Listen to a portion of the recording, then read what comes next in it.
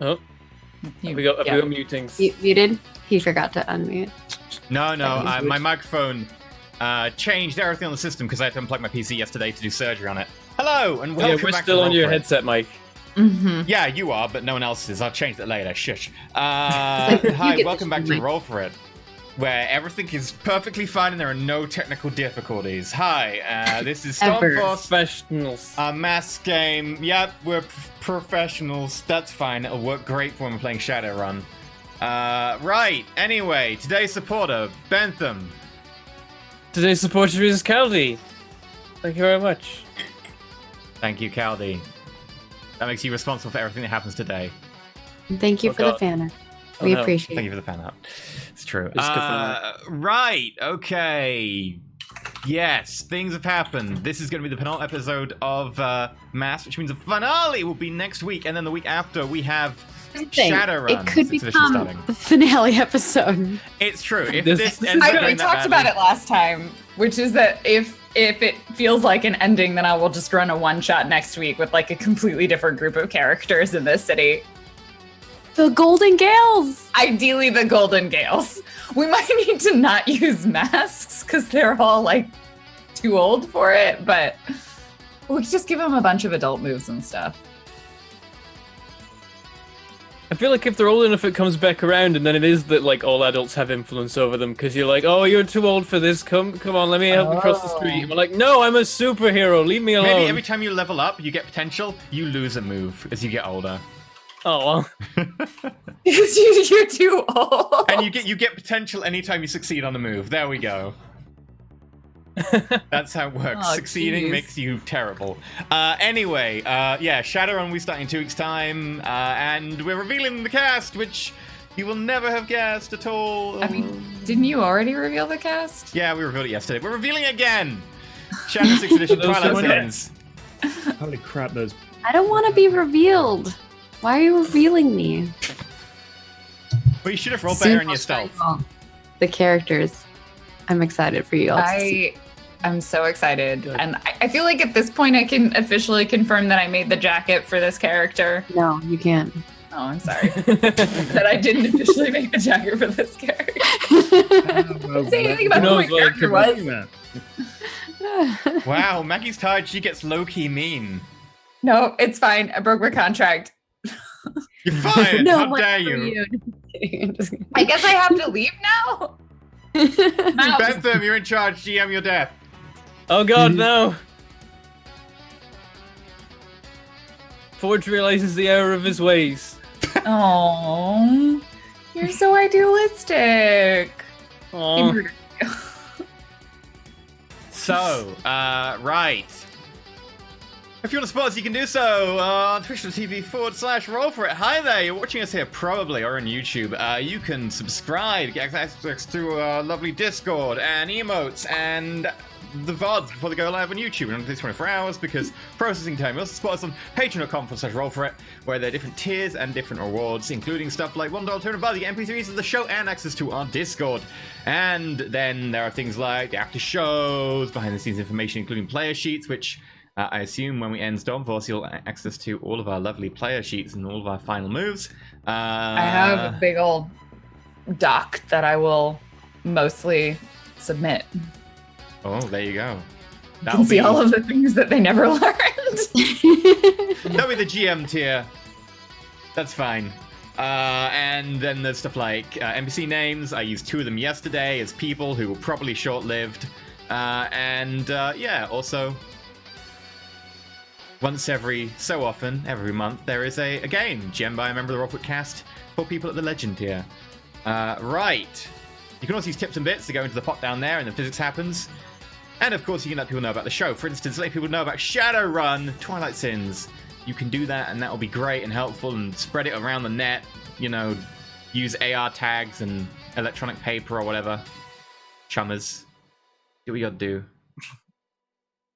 Put that Drek out there. I gotta practice. Yeah, No, yeah. we gotta learn all Where this do we language. go? And Charmer. Yep. I've got like a page on them, and half of them I've never heard. Got 90% of them I've never heard. A white no- flower is... don't need to say most of them. Just every other word is Drek. That's true, yeah. It's like you pick a couple of them and you just stick to those. Yeah, there you go. Anyway, Lauren, what happened previously? How bad is it going to be? What didn't happen previously? We're in our penultimate episode, so here's the really brief rundown of everything that's happened in Stormforce. Feelings and terrible decisions. There we go. Essentially, we are at a crossroads because our lovely character here, Burnout, or Liam, they are the Doomed. He is playing the Doomed playbook, and that means that he is doomed to die. It is, in fact, the only playbook with a method of dying on the playbook in this system. But he recently received... Is the only one?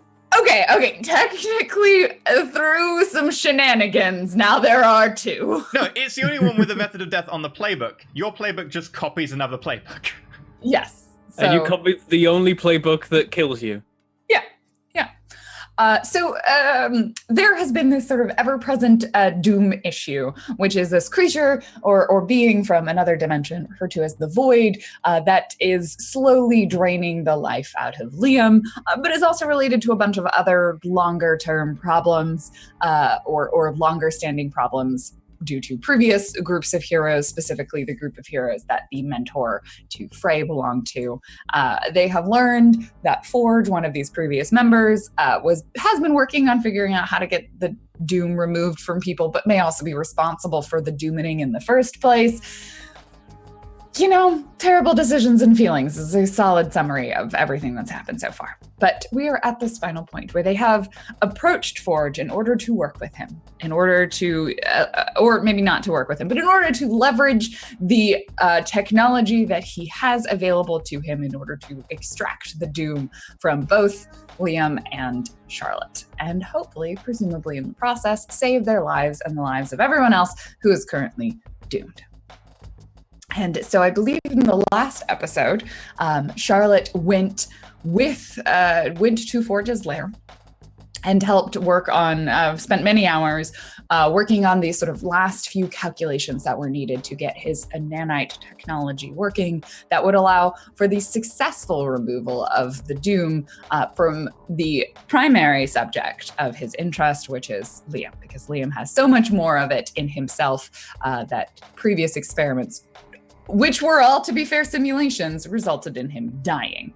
And so Forge was like, maybe I won't do that. He thought about it, but he didn't do it. He's not all that bad. And so now I believe it is the next day, and they are, as a team, maybe executing upon a plan that they have all agreed upon.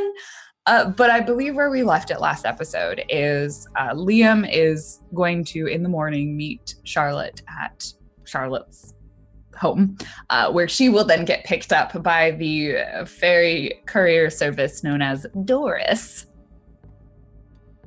And Doris will take them to Forge's lair, and the others will be nearby-ish, probably, and then Liam will make some decisions. Does that sound right? That's about the extent of it. That's the extent of it. We've got to talk to Forge. Maybe it goes wrong. Everyone's nearby. Maybe they can help if it goes wrong. And you've got That until... part was on you about what the conversation happens after you talk to Forge, but you are I assume let's cut to the kind of Liam arriving at Charlotte's place, like, you know, it's bright and early in the morning. One note. There's a jammer on Miranda right now which runs out at 3, so we do have a preferable deadline. Yeah, no, we're looking. It's like 9 a.m. right now, probably. So, or like maybe 8 a.m. So you've got some time before the jammer runs out at 3 p.m. The jammer specifically prevents Forge from controlling the nanites in Miranda's system, but does not deactivate the nanites in Miranda's system, which turns out are actually pretty useful for her. There's one on mine as well. Yes. Yeah, which is totally and fine. yours prevents him from knowing that it's there. Yeah. Totally not at all any bad rolls ever happened to us. Did you succeed on that roll? Yeah. No, Well, I thought that Okay. roll was the one we flubbed a roll that hasn't come up yet. Oh no, the one you flubbed was the one where she totally got it to 100% success rate. Yeah. For Nana. I did not get a 200% Yeah. rate. It's at 70% rate or something. Yeah, that was where you left it. It was like 75% success rate. I'm happy that, as far as But you Bennett's think it's concerned, it's 100. already been established that he can't trust the simulations. Because, like, yeah, you simulated that the portal wouldn't cause horrible things the first 2 times you made a portal and it went wrong. Yeah, I mean, he didn't really run simulations the first time because he was young and inexperienced. And the second time, I think it's also, there's a different bar. Like, I gave you the number 75% and you're like, Charlotte's going to keep going. And I'm like, yeah, that's way more. He's like, oh, we ticked over 50%? Perfect. Better than a coin flip Yeah. and in. Yeah, 75% of a success rate is still a passing grade. This is fine. We're gonna be great. I just It's want, gonna be I want great. fan art of Liam, of Forge and Charlotte in the middle of a burning laboratory just saying this is fine. I'm gone. No, I'm no let's- longer there. Yeah, Liam's not there anymore. Let's open with the scene of Liam arriving at Charlotte's house. Charlotte, are you like having breakfast? Like, what are you up to before your big day? I guess it depends on when he arrives. But if he arrives during breakfast, yeah, I guess my family's eating breakfast like a normal, healthy family. Oh, normal, It's adorable. right? Your dad made bacon and eggs. Yay, my favorite. Just Maybe some, sports a side of parents- chorizo. And you're expected to go to work with your mum again today because you said, not today, maybe tomorrow. Yeah, sports parents have no idea what's happening, right? No, they don't. Do you tell your mom? She's like, so we're gonna go into the office. Yeah, I probably already had a conversation. Well, no, because she came. Oh yeah, that was yesterday, right? Yesterday Yeah. you said, no, it's okay, I'll go tomorrow, and then we didn't manage to fix it in one day. Is it still the same? Okay, No, we it's a slept. new The day. next day. Yeah. Today is October 15th. No, Yeah, we know October the 14th. very specific day. Oh, it's Frey's birthday. Is it? Because I'm Is it totally really? Because I on would that. know. Okay. It's probably not. It would be October 14th, right? Yep. Oh, then it's the day before, but Frey's birthday. Okay. Don't do this. It's Yeah. already So sad enough as it is. if you ring the doorbell, I will come to the door and greet you. And I'm like, oh, hey, Liam. I don't think they're here yet. Come in. Do you want breakfast? Yeah. I close the door and kind of like we walk to the kitchen. We walk past the living room, walk Turn into the down kitchen. food. I like go get an extra plate for you and silverware. The two of you eat a lot. Like you're Yeah. constantly hungry. And so I feel like your mom is like, oh, you have as big of an appetite. And they just like your dad starts getting out more eggs and starts cooking more for both of you. Yeah. So your mom like looks between you. Big day, it seems. What brings you around here, Liam? I like look over at Spark. We've got a mission. Assignment. He's coming with me. I've told my mom and dad where I'm going. That you're working with Forge? Yeah. Oh, yeah, okay. So she's just like, Okay. I've been Bernard doesn't completely know, honest so with he's just them like about everything. assignment. with my works. brother. I look at Spark for like confirmation. I told them everything. Like I told Miranda, Oh, I'm Okay. gonna be honest with them. Well, for the most part. Sorry, Mom. Yeah. Some stuff is hero business. I smile at her. She just takes a deep, cleansing breath.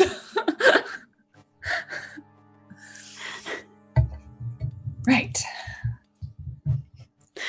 Next episode, Miranda and Frey come back and are like, "Your daughter's dead again." I For real this suppose. time. Frey's already rehearsed the speeches in his head. Yeah. He's Miranda- seen all the outcomes. Most of them are bad. Miranda's just gonna go to the void rather than do this again. That seems fair. Just go chill with your mom. It's preferable to facing Charlotte's mum for the third time to tell her that Charlotte is dead. Yeah, Right. he already hates Ray, so Yeah, there's no relationship to ruin there. Frey's like, oh, I've seen how I die. Now it makes sense. It's just Stabs with a shanked bread to knife. death by Esmeralda.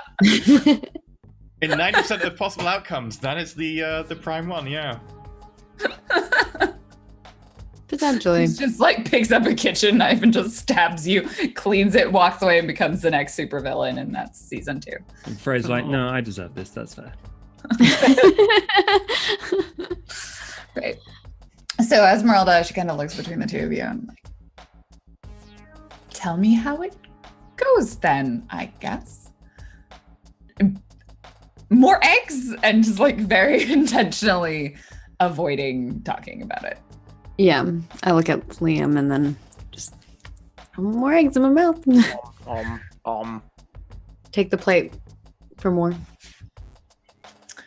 So the two of Stress you chow eating down on for a top little of while. the Appetite. Awkward table conversation ensues or continues, and eventually, how awkward is Doris? Very. Very. Oh, God. Yeah, you just hear the sound of a door opening and then closing in the kitchen. And I I stand think up. one of you, like, you're around a table, so someone probably sees this appear, and it's like you blink, and then there is just a doorway, like a door frame with a door in it, this kind of old, worn wooden door with this very old, sort of classic-looking crystal handle and a keyhole, and it opens, and Doris steps out of it, and then it closes behind her. I'm here to pick you up, dear. I stand up immediately. I think Esmeralda freaks the fuck out. Both your parents are like, I'm like, it's okay, Mom. And I put my hand on Liam's shoulder. I just look at Doris like, you really just have no boundaries. No, I don't. I don't know what I expected. We should Sort go. of blinks at you a few times, like, I don't know either. I go where I'd like to go, dear. Yeah, that's the problem. Sometimes I knock. Should And then probably she knock. grins, and her mouth grins slightly too wide, and her teeth are sharp and jagged. And are we ready? I'm like already standing over there now. She opens the door, and you see this sort of dark, inky scape behind it. After you, dears. I'll grab Liam's hand and I'll walk with him through it. Yep, I'll step through. And then she steps through, and she murders your parents. No, she. It's a worry.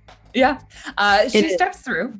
As far as you know, your parents are still alive, and you immediately walk through a doorway into the familiar space that was Forge's lab that you were in the previous day. You see around you, he's done a little bit of cleanup, maybe. You get the impression someone probably didn't sleep. So things have been moved around and sort of spaces have been cleared. And you see this kind of one single larger machine seems to be the one that is isolated, and he's moved stuff away from it. And there is lots of wires and tables and things hooked up to it. It's very clearly like he's preparing for something, and the banks of computers are nearby. And there's kind of this bustle of movement and activity, and no one actually approaches you right away. You're kind of left for a moment, and Doris. Did Doris come through with us? Yes. Okay. And then the door closes and disappears. When we're inside, I look at Liam and I'm like, welcome to Forge's lair. Yeah, Lair seems to about cover Would it. either of you care for a cup of tea? I shake my head no. I'm good, thanks. No, you're lost. And she scuttles away. I'm gonna like glance around, taking in the surroundings, but also I'm definitely gonna look for a door because I would like there to be a way out of here that isn't Doris. I am looking at the monitors to see if I recognize what he's working on. Yeah, so you walk over to where Forge is, and he's very clearly setting things up. Liam, you give a quick scan of the room, and there is another doorway there. You have no idea where it leads. It is currently closed. It looks like a sort of big, heavy metal kind of door that presumably opens out somewhere, but you can't see anything, obviously, on the other side of it. Okay, I was slightly worried for a minute that it might actually just not have a way in or out except Doris, which would be bad. No, he wouldn't want to rely on that because he does not trust her. And Fire Rex, Good. As a villain. That's putting a lot of trust in someone he knows is a psychopath. A murderous serial killer. It's just really useful.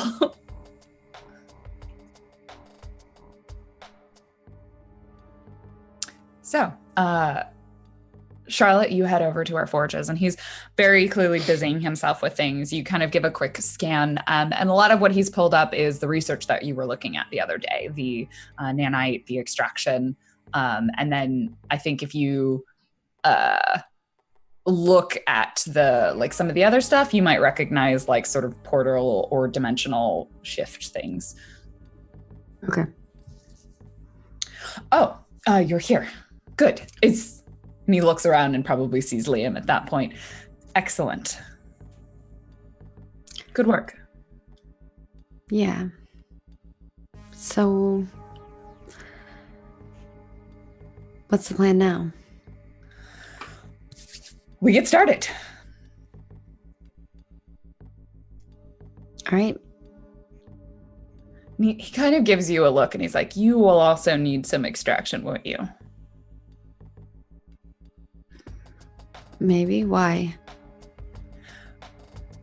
You're running very high on void resonance, it seems like. Unless you're just...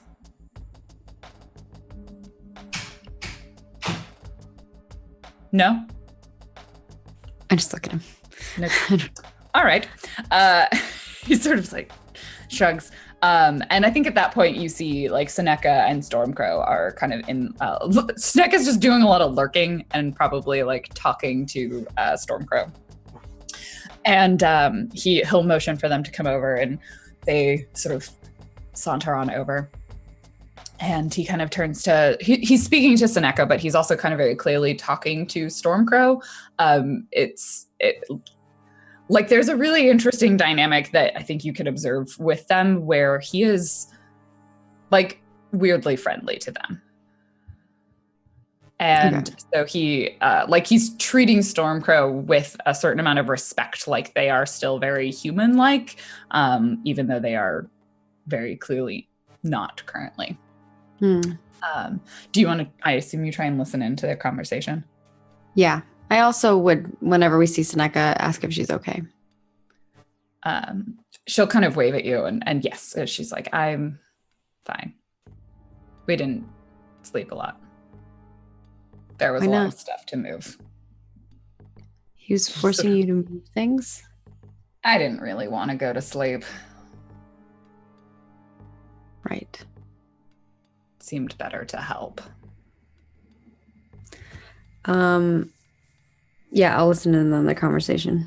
I'm sure Liam is as well. I think we're both like standing next to each other, but like listening to their conversation.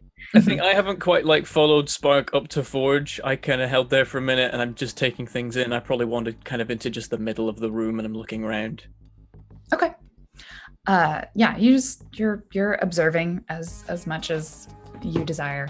The conversation, the gist of the conversation is essentially Forge asking Stormcrow if they are ready, and asking to Stormcrow, but kind of with a Seneca providing some sort of translation.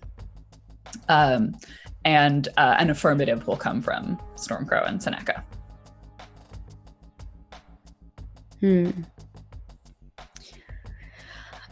I guess that's all I observe. Do I If you would like to like pierce the mask or anything like that to try and like understand. to, yeah. I mean, I'm not good at that stuff, but I would like to do it. By not good, I mean I have like a lot of negatives. It's great. I miss. It's fine. Yeah, You don't read any like nefarious or weird intentions. You do RF by go first. You understand that to mean in the context of this situation, but that's just He's sort of asking for general, consent. It's fine. Yeah, and specifically to like have the void removed. And they agree, and so Forge starts like he kind of turns back to you, and I think he sort of looks at you and he's like, if you can start running some setup over here, I'm going to get Stormcrow ready for the first round of extraction. We'll test out this procedure and make sure that it works on a lower dosage of void before we attempt to help our dear friend over here.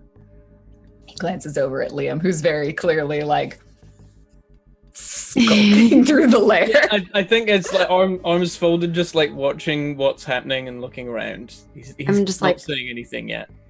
Okay. And then before I go over to the area where he's pointing me, I'll go back over to Seneca and Stormcrow and be like, are you sure you guys want to do this? You said it works. I mean, in theory it does. I'm safe now. Miranda saved me. Stormcrow, either they stay like this and eventually die, or we try a way out. They don't really understand it completely, but they understand it enough. I hope. I just kind of look at Stormcrow and I'm like, how did you get this way? You don't know? Not the full story. They were part of the same clinical trial that I was in, the one to help us get more control over our powers. And I guess the same day that I was hit with this stuff, just like gestures over at the machines, they were as well. At first, it was okay. We were both more powerful, but that's when I fell into a coma and didn't wake up, and they started turning into a monster that they couldn't turn back from. I assume if it's taken out, they get to go back. That's what we're hoping. I hope so too. I'm just worried about what happens once he gets them all. What he's going to do with the void? Yeah. I mean, he said he's going to put it back. Yeah. He's had samples of it before, and he hasn't done anything else with it. Maybe he hasn't had enough, but maybe he really is just trying to put it back. Okay. Is Forge back at his computer? Yeah. Before I go back to mine, I'm gonna go over to him too, and I'm gonna say, did you make your decision on whether you're gonna go with what I said or not? About opening a portal versus taking it in your experimental machine? It's not an experimental machine. I've made it there before. Everything's an experiment, but that's a question for a different time. Time is of the essence. Why? You already told me why.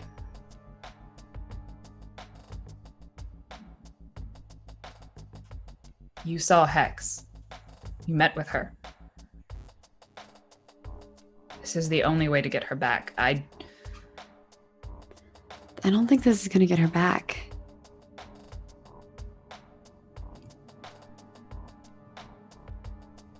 I don't think she's who you think she is anymore.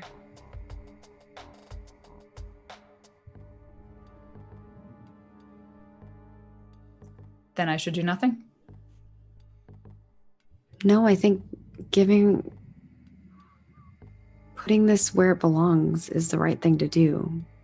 But I just don't think you're going to have her back if that's what you were trying to go, or if that was your goal. He's working very hard to not, like, he's doing that actively flat affect. Like, he's working An very act. hard to not, like, show anything. So if you want to try and read that, you're welcome to. But he's just Is that pierce the mask? Yeah. Man, I'm so bad at pierce the mask. But yeah, I would try. 5. Just get some potential.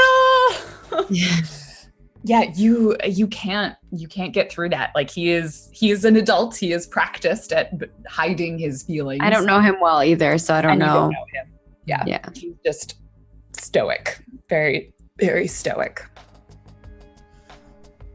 I know Well- you both had a thing. Just And it gives you this look like, oh, is that what you want to call it? A thing? okay, maybe more than a thing, but I just don't think you're gonna get her back the way that you remember her.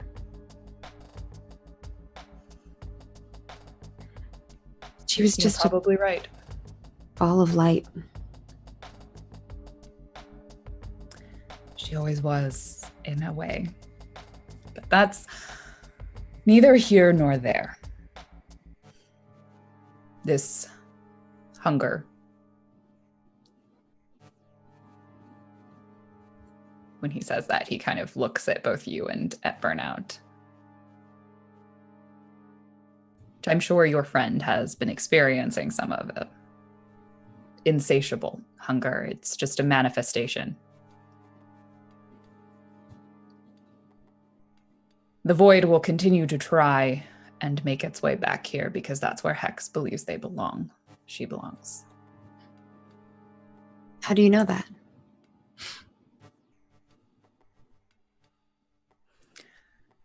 It's my best scientific guess. Based on, and then he like gestures his hand and pulls up a bunch of sort of data on his screen. I want to check out this data.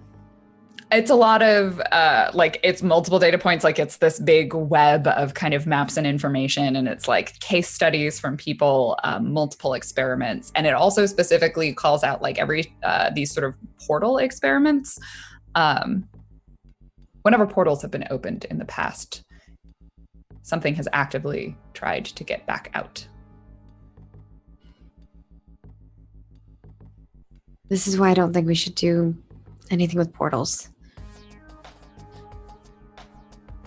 When we might be dooming her to stay there forever. I think that she would want that. I don't think Hex wants to hurt anyone. And I think the only reason why she let me go was because I could save her daughter.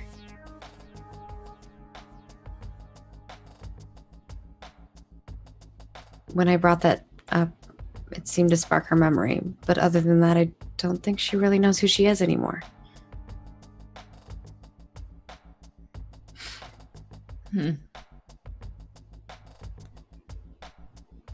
Mateo, what are you? The first really- part of our experiments works. Mateo, what are you really trying to do here?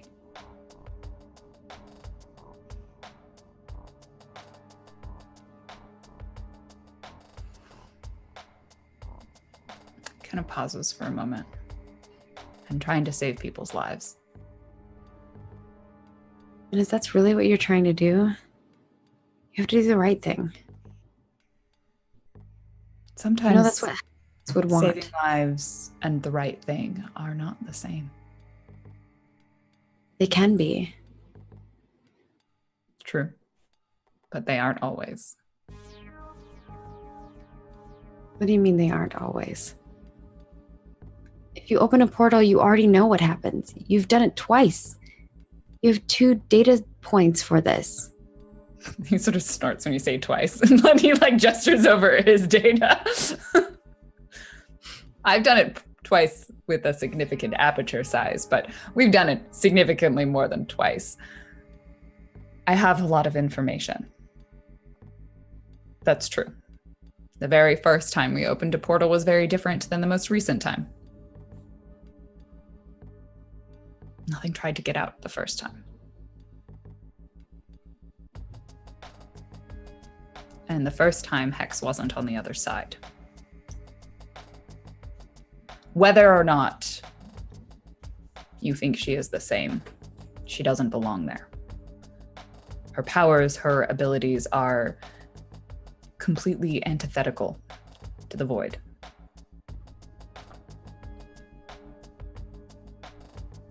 I saw some data about that, the substances and how they interact with each other. You looked into the patient research. I mean, it's not like you hid it very well. I didn't try to hide it. So why would you be surprised if I looked at it? It's like, I'm not surprised. I was just assuming. We're fine. Continue. Move on. That wasn't my research. I worked for the company, but it wasn't all mine. I only helped on a portion of it. It's based off of my original research with Miranda.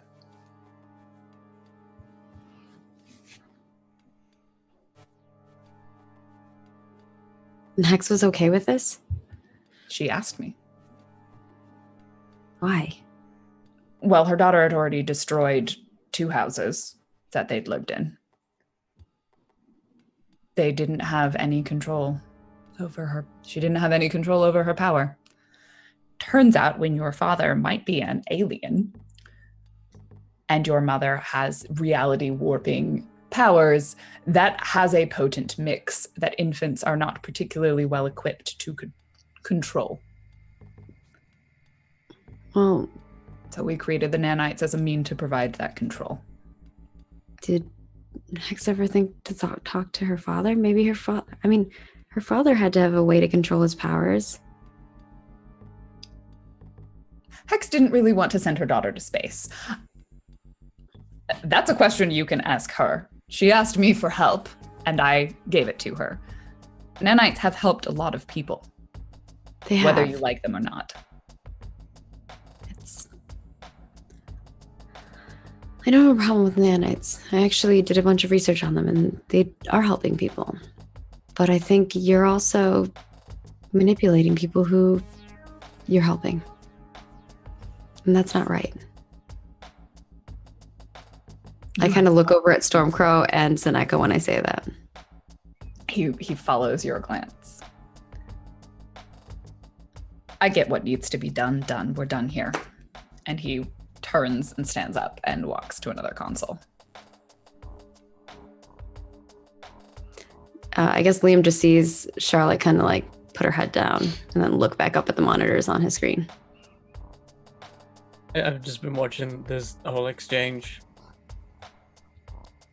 thoughtfully at this point. I think I will come up to Spark and say, I think you did better than I would have. No one got punched in the face. Yet, there's still time. It's like Burnett was gonna start talking, but then he was watching this exchange, was like, this could go somewhere. I don't, like I You're said, like so brutally honest with him. You do not know how to like soft up like a soft, like, maybe you should reconsider. You're like, you're bad. Have you considered not being bad? Tell me. she didn't say that. She just said like that, you know. That's what he heard.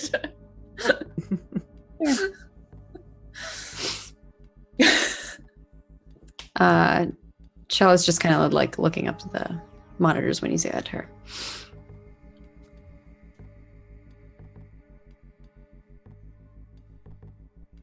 I assume this is in reference to Liam. Yeah, I'm saying in reference to Liam. Yeah. Bentham just looked like he was confused.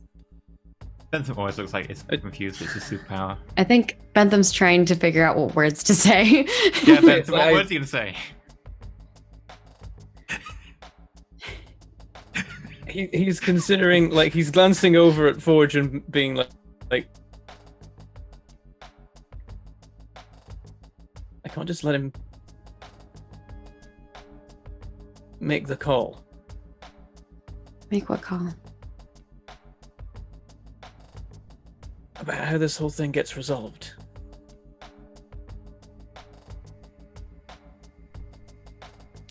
She kind of looks at you questioningly. He thinks he's in charge and he thinks he knows best.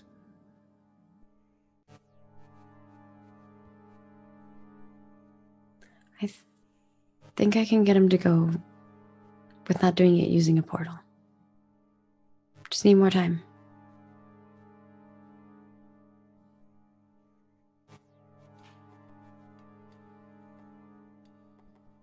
I trust you. So the more involvement you have, the happier I am.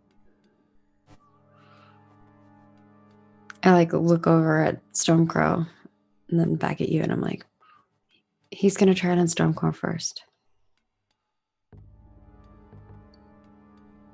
They have Yeah, less I'm of not it in sure. them. And I'm not sure how I feel about that. I guess he has to try someone first. I'm going to give you a slight piece of out of character knowledge, which that you both know that Charlotte failed the roll. So do with that what you will. But yeah, Brenna Oh. doesn't trust the machine. Yeah.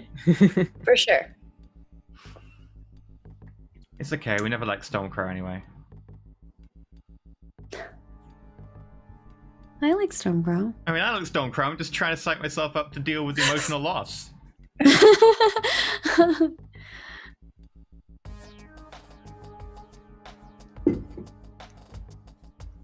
I don't know. Seems like they want to.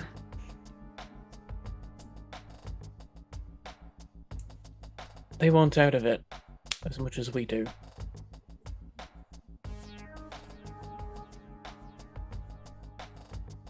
But that means trusting Forge.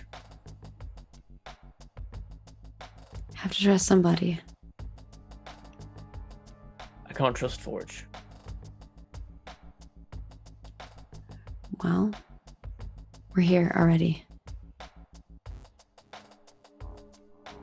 I kind of look up at all the monitors and probably cameras that are in here and everything.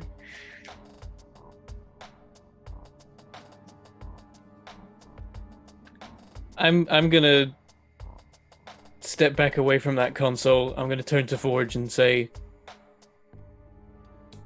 how did this happen? Please just explain that. He turns around and looks at you and he's like, I need you to be way more specific about this. Why am I dying? Why do I need it to be fixed? You need it to be fixed because you are dying, which is the easy answer. The complicated answer to why you are dying is you weren't part of the experiments, but your best friend, Miranda. Correct? Yes. Someone you spent a significant amount of time with. It was drawn to her and found me, but how did it get here? We were conducting an experiment.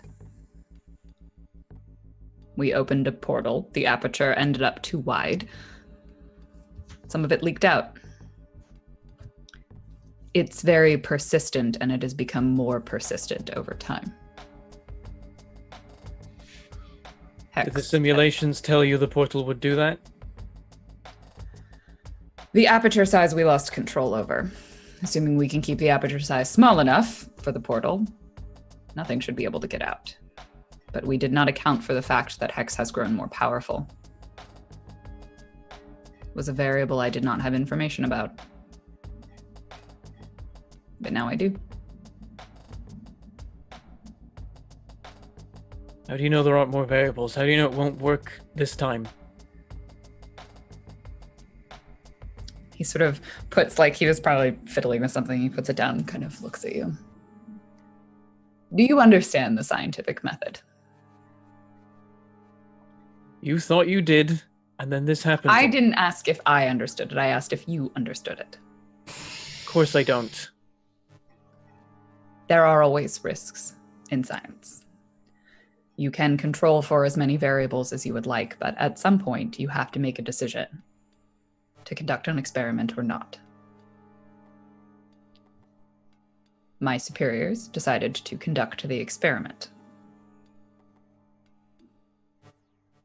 Not all experiments go well. Many of them do. I suspect you are grateful for many of the modern advances that you have access to in this day and age, and I promise you they were not achieved through perfect scientific investigation. That He's telling you how the world works. Sometimes you have to accept risks. It's called science. I suggest you finish high school. I'm pretty sure I bloody did. All right, I need you to decide. Are you accepting his influence? He's telling you the way the world works, which is that sometimes science involves not knowing everything. Accept it. Goose step into performing experiments on people without their consent. It's fine. I'm rejecting. Risks. I'm rejecting it. All right, so roll 2d6. It's just a flat 2d6. Okay. Mm-hmm. Hit 7. Oof. Okay, on a 7 to 9, you choose one. You can clear a condition or mark potential by immediately acting to prove them wrong. You can shift one label up and one down, your choice, or you can cancel their influence and take +1 forward. Cancel. We're gonna die. We're gonna die. Bye, guys. It was nice knowing you. I love you. Screw all your amazing. science, tears reality.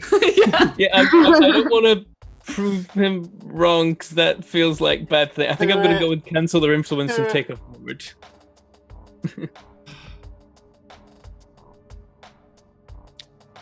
And he kind of looks at you. Now, if we're, and you can respond after he said, now if we're done here, I'm going to save Stormcrow's life.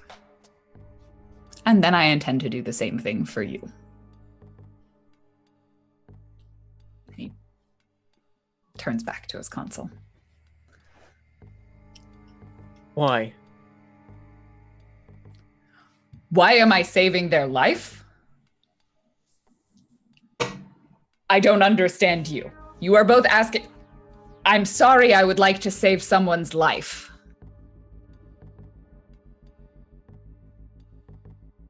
But it's not just that, is it? Does that You're matter? extracting the void from us. Yes. You're a big fan of the stuff. Not particularly anymore.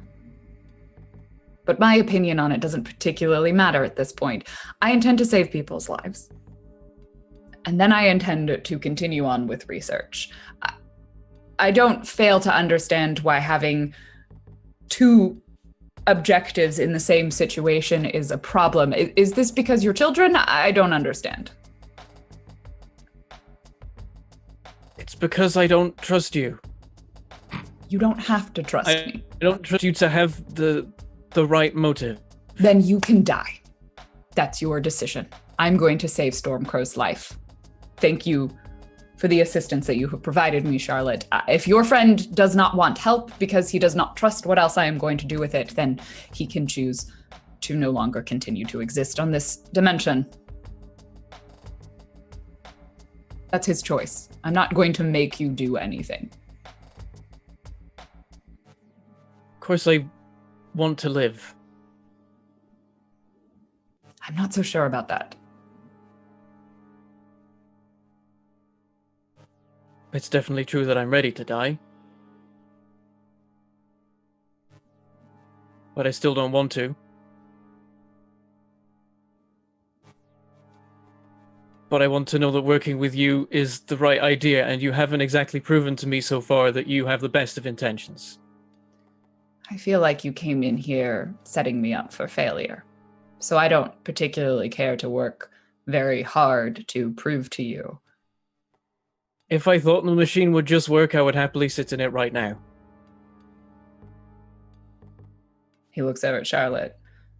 While they were having that conversation, could I have been doing something? Sure. Yeah, we can come back to that in a second. What are you trying to do? Send over the valid information that the other two would need in order to use the machine properly. That's going to be tricky because I think as soon as you realize, like, you try and send anything outside of the network, like, this is a very secure network. Like, to the point that your access to it, you're going to have to do something to get information out. I don't need to get it out. Can I put it in my watch? Yeah, you can try. I think I still need you to roll. Just to see the quality of the information that you're able to get. Okay. So let's do and assess the situation. Okay.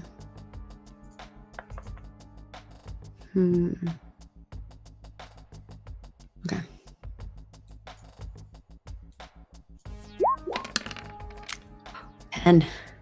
Okay. With a full hit, you are able to pull out enough information on how the machine works. The thing that you realize is that it requires the person to have nanites in their system, and you do not know where to get or insert nanites. Well, I know Miranda has them. Yeah. So you could like take them out of Miranda and put them into someone else, but you can only do the extraction. Like that's a thing that you know. The extraction is done through controlling the nanites. Yeah, so the two of you just get like a little bleep on your watch. It's like a data file. You just see like a file, like a 3D file pop up. Casper, have you got any idea what subdermal nanite void extraction techniques means? The file is named Mom. Okay, why do I have a file named Mom on my watch?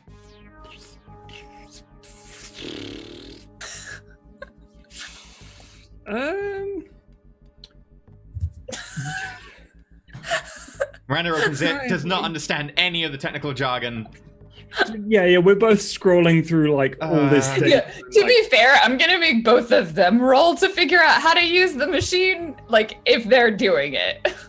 Oh, for sure. Yeah. But it's named Mom for a reason. Oh, no. File's named Mom for a reason. We're gonna get to that, but like we're scrolling through the info. Like, So it sounds like when you send a file to your friends and they're both idiots. have you ever read a chemistry PhD? No, have you ever read a chemistry PhD when you're not a chemistry PhD?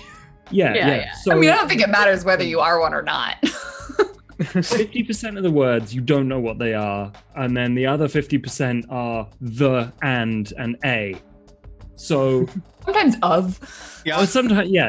And another Conjunctive. 50% is just diagrams, and you're like, I have no idea what these diagrams are. But the thing goes up. That's good, right? But it comes back down again. Is that bad? It could, Miranda. And they oh, both is it roll bad? assess the situation to figure out why the file's named Mom, and clearly why they're not going to understand what's in the file. No, if the file You can figure that part out. Okay. is named Mum, It then definitely corresponds in some way to Miranda's mum. But beyond that, we don't No, know. it has nothing to do with your mom. That's all No, Miranda's no. going to assume. That's why I Miranda? think they should roll for assess the situation. Miranda, because we're currently waiting nearby Forge's hideout, right?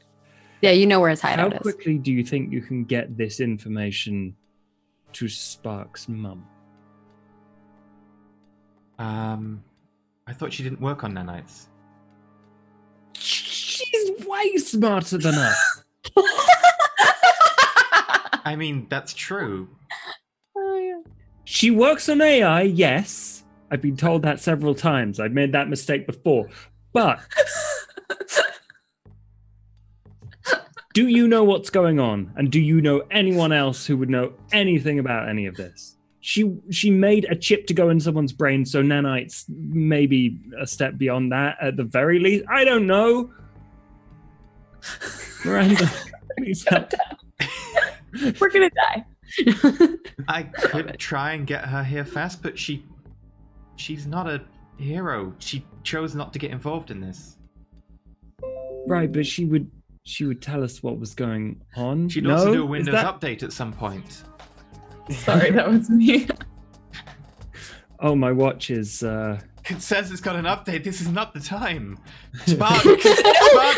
Why is there no cancel button? Why is there no cancel button? I can just delay it 5 minutes, Spark. Why did you design the watch like this? Hey, it still needs some work, okay? Don't. Wait, was your plan for them to take it to your mom? Like, to Charlotte's mom? Okay. Yeah. The two of them are not running this machine if Ben, Liam and I do something stupid, because I have a feeling Liam and I are going to do something stupid. Oh, you think? Aren't we though? Aren't we going to run the machine? We're gonna run the machine. God, I hope you don't run the machine. Casper, get out the If you chemistry do- dictionary.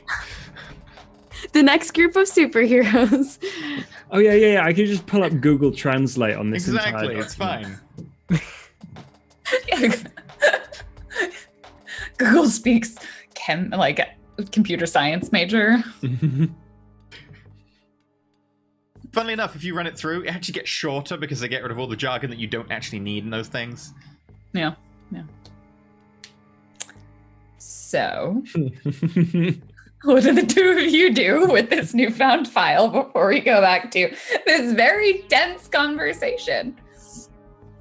I mean, maybe we're just meant to keep it in case they do something stupid and then we need to use the machine without them? I don't think we're meant to bring Spark's mum into the middle of a... No. We're not going to bring a civilian into this, like, who's not prepared. We just need a consultant. That's all we need. Miranda, please. I'm ringing Spark's mum. Hello? Hi. What does subdermal mean? I know that part. It means below the skin. Oh, damn. I don't know the rest. The dermal is the skin. Hello, what are you doing? Spark's out of radio range right now, but she sent us a file and we're not sure what it means. Okay. Is it in a foreign language? It seems to be in Yes. Star Trek. Scientific paper of some kind, right? Yes.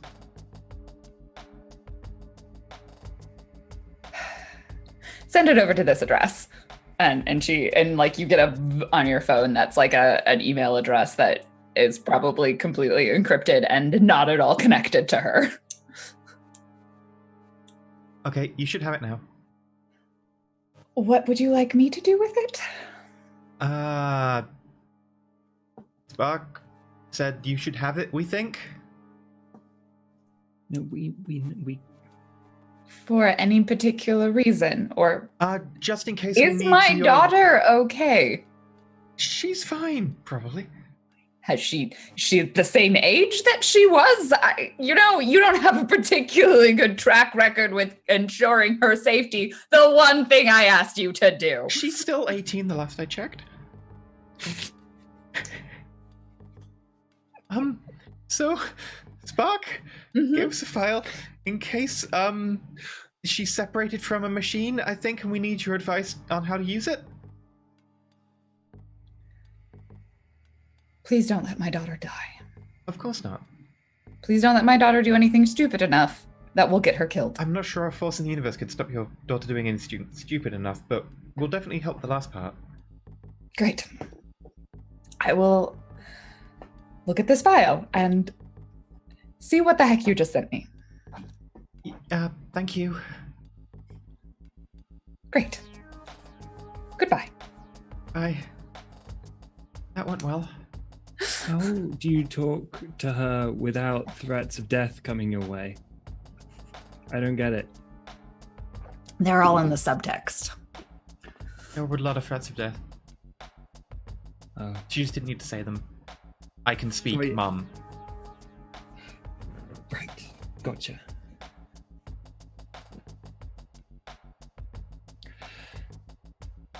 By the way, are we supposed to get like a signal, or is it just Seneca going to go unconscious and give us a poke in the brain? Well, I thought so, but apparently Charlotte can send messages out, so... Huh. Oh, that's a good start. Yeah, Forge probably knows you sent the message. Because he can see your watch. Like, he doesn't know about your chip, but he probably knows about your watch. You can Also, sense it, yeah. This data would also include all of the research that you did in addition, and your mom's definitely going to look at it and be like, oh no. Yeah. Hacked. But that's going to be way too late, so it's fine. So, snack? Yeah, 75% is just a rounding error to 100%. You round to the nearest 100. It's like that meme that the Jack Sparrow one. Like, yours is probably the worst code I've ever run. But you have heard of it. I've heard of you. So, the two of you flounder, and let's cut back to cutting words and tension. What was the last thing you said to Forge? He was basically like, fine, fuck off and die for all I care. But in a slightly more eloquent way. They both looked at me for some reason. I don't remember what he said. He looked at you because you were the one who finished the research. Like he was like with the information that Spark has provided in the information. The simulations suggest it will be as successful as we can possibly get it. And then he is going to turn back to Stormcrow to continue preparations. Unless you keep trying to talk to him.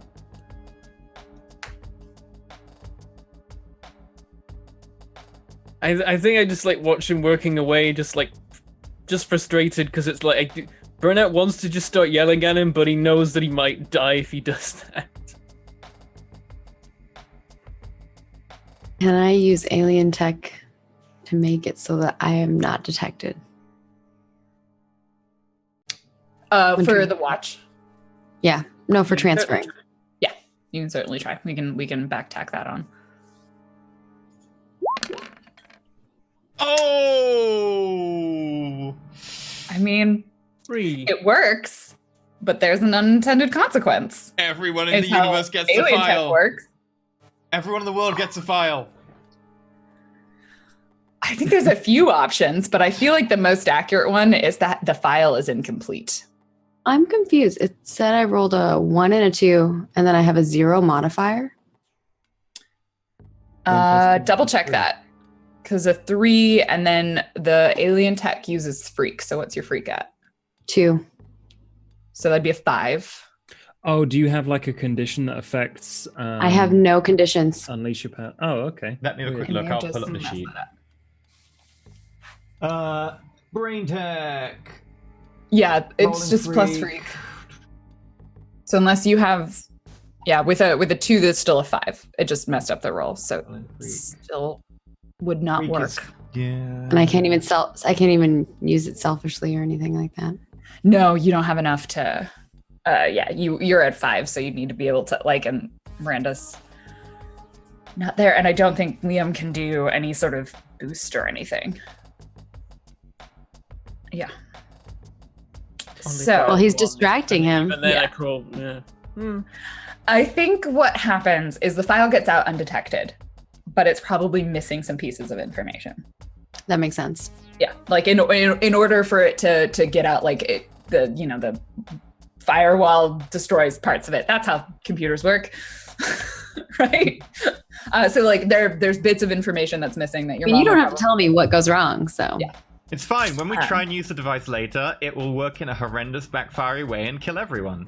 It's fine. Yeah. yeah. Yeah, so Okay. that's what happens. She sends it to 4chan instead somehow. The mysterious hacker 4chan. It's just you just posted it onto Reddit. You're like, Go what the Reddit. fuck is this? Enjoy. So Forge will continue, and unless the two of you say anything to him, he is going to then kind of turn to you and say that we are ready to initiate the first trial with Stormcrow. I'm still setting up on my end. Great. Well, get ready as soon as you can. And they kind of will busy themselves with he'll busy himself with some things. Yay, thanks. So what are the two of you going to do in the meantime? Spark. I'm gonna go up to Spark and say, "Do you think it's gonna work on Stormcrow, at least?" She looks at you and looks unsure. The look on her face is unsure, and she's like, "The data shows that it should." And there's been other cases where if there's a small amount, they've been able to extract it. But sometimes there's other outcomes. I'll bring up case files, but I don't think Liam can read them, but I do. You just hear I her just clacking blankly and then things stare popping up. at these things. That probably means stuff. Data, look at it. It's science. And you're like, it's science.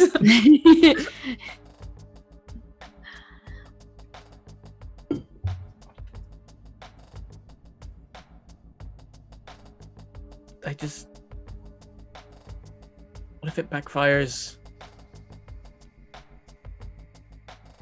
I stand up and I'm going to hug Liam, but I'm also being ninja and I'm going to whisper in his ear. Good. Oh, nice. Yeah. I hug you and I'm like, audibly, it's going to be okay. And then I like hold him closer and I kind of like whisper in his ear saying, I sent them the files on how to run the machine. I'm going to sit back. Should we stop him then? I let go of the embrace because I don't want to embrace too long. And then I just kind of look at him and I'm like, and I sit back down. Damn it, that wasn't a yes. Then Bruno's like, I don't know what to do.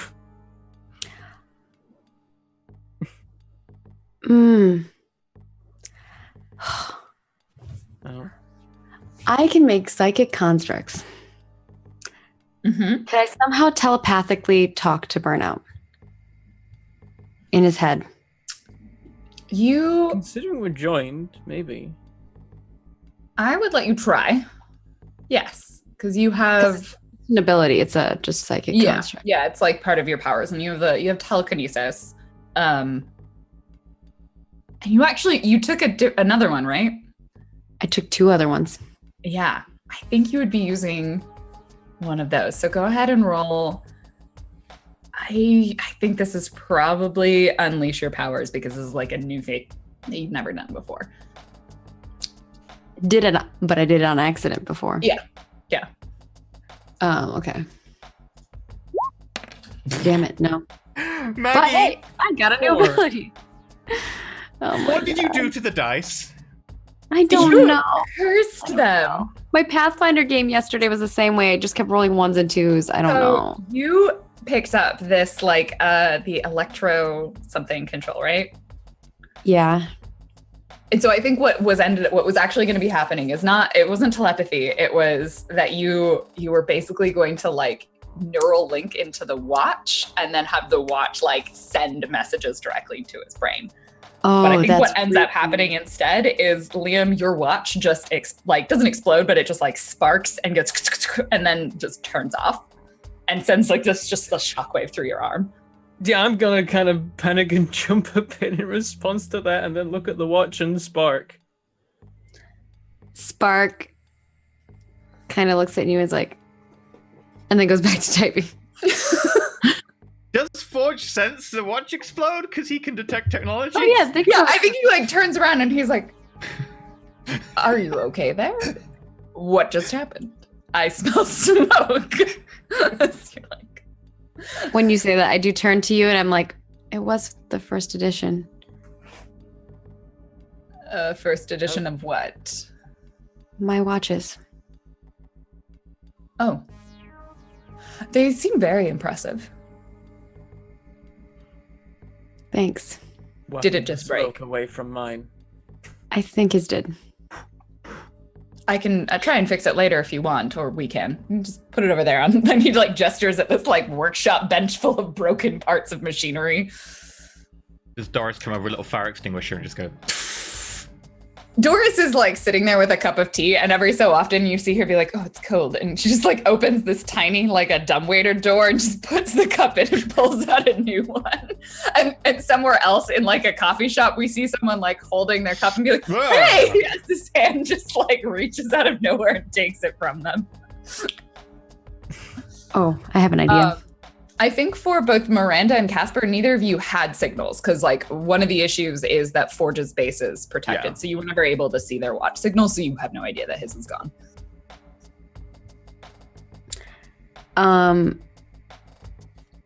Is Stormcrow in the chair getting ready?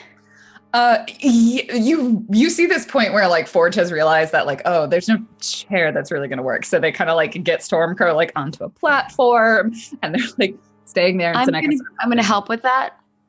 Yeah.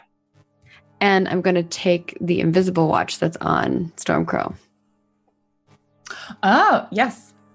You can do that. off of Stormcrow. Yep. To be fair, Forge probably knew that watch was there, but it's fine. The invisible one? It's invisible, Oh. not impermeable Oh, to yeah, electric that's true. technosense. That's true. And I It's pocket. fine. I think it is He's on the not going to ankle, say though. anything. I don't know I what's think going to it's on happen to the ankle rather Stormcrow. than the wrist. Okay, so you take the watch off, and with that, we've stalled a lot. So he's like, "You ready? Let's begin." What if it doesn't work? Then we have to redo our calculations. Many experiments don't work. At some point, you have to try.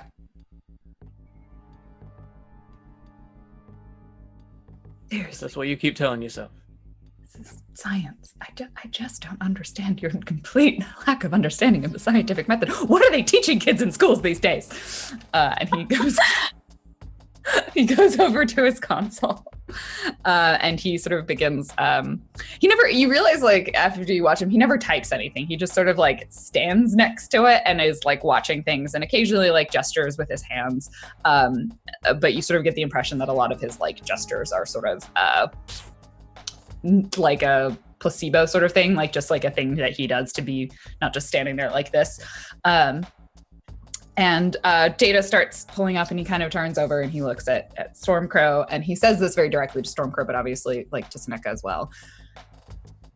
I have been told that this is potentially painful. Are you ready? And they both nod.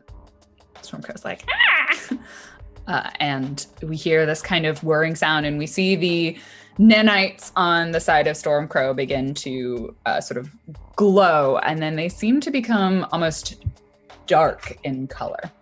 Like they begin to take on a void like quality to them. Now conveniently, the 75% number was for Liam. And Liam has like a whole fuck ton more of the void in him. And we see it sort of begin to kind of pull, and Stormcrow like lets out this sort of screech, and Seneca's very clearly trying to kind of calm them. As you know, an animal doesn't necessarily understand surgery or things that are happening to them could be helpful. I'm going to be stood near as if I could help if something goes wrong, though I don't know that I can. And we see the extraction begin, and then sort of Stormcrow kind of, not Stormcrow, Forge kind of raises up his hand, and there's imagine it's almost like there's this big like containment machine that's next to that's like right next to Stormcrow, and there's like a pipe that sort of goes to it, and the nanites begin to get extracted from the system. And we kind of watch as Forge is very clearly doing this portion of it, and this was the part that you were like, oh, I don't have the piece for this, like the extraction of the nanites. And they begin to move into this containment tube and then sort of filter into this device, and we see the sort of stuff float around there, this kind of void thing, as the device closes up. And Stormcrow Windows. So Stormcrow has a Windows update. It needs to update. Stormcrow begins to sort of settle, and as we watch, as their figures kind of seems to, I almost think it shrinks as you're watching them. They begin to become smaller and smaller and more humanoid. And eventually, what is left is a human that you recognize, Liam. And they just sort of like pause for a moment and then kind of just collapse onto the ground as the machines turn off. And Seneca like immediately goes over to them.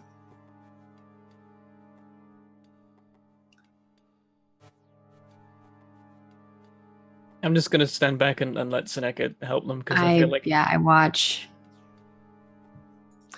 Forge will also go over there, and like he's sort of clearly dealing with something else. Like he's still computer monitoring, probably related to ensuring the security of whatever was just extracted. And Seneca kind of like props up what we would now know is Stormcrow's human form. And they she sort of helps them like kind of get up and walks them over to what you would see as like a hospital bed, and like kind of helps them into that, and they're just interacting with each other. I just give them the space because I feel like Seneca needs this. Fair. Same. I'm probably monitoring data. As far as you could tell, the extraction was incredibly successful. As you look over it, and like this is a lot of what Forge is looking at. I think at some point he goes over there and like he'll kind of shut everything down, and you can like look over the data. And as far as you can see, the extraction happened within all of the expected parameters that the experiment had accounted for. The nanites were able to draw in a sufficient all of the void. They were able to transfer it into the containment, and the patient received no lasting damage.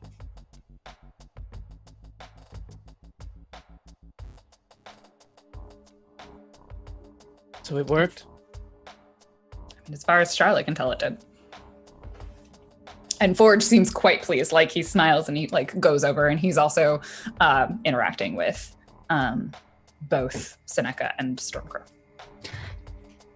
Yeah, as far as I can tell, it looks like it worked. And I'm like pointing data out to him. Science. Here's science. More Blank science. look again. Science. Yes, science. And Charlotte actually kind of looks a little hopeful with that. And now she's probably like now taking that data and trying to run it again with Liam. Yeah. I think it spits out the Whether same Liam can tell what confirmation she's doing or not, but that's probably what she's doing.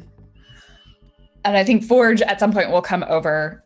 They've sort of hooked up Stormcrow to various contraptions to monitor life signs and things like that. And he's like very clearly pleased that it was incredibly successful, more so than any of my previous attempts.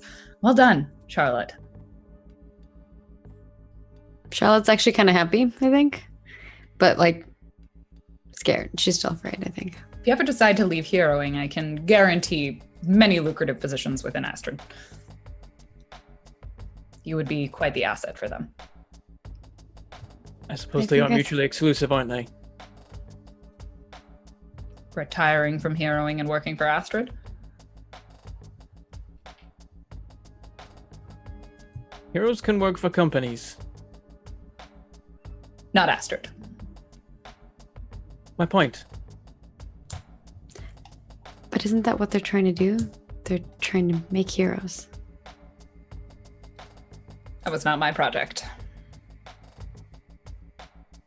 Several companies have exclusivity agreements. Having an individual being a freelance hero while also working for a corporation can be against the company's interests. I was talking more about the moral standing, like the part where you're asked to perform potentially life-threatening experiments on people.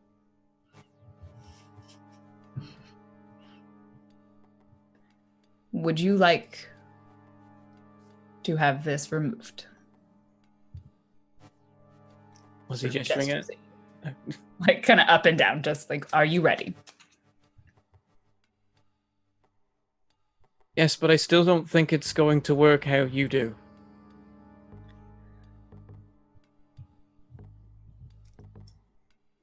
I don't know exactly how it's going to work.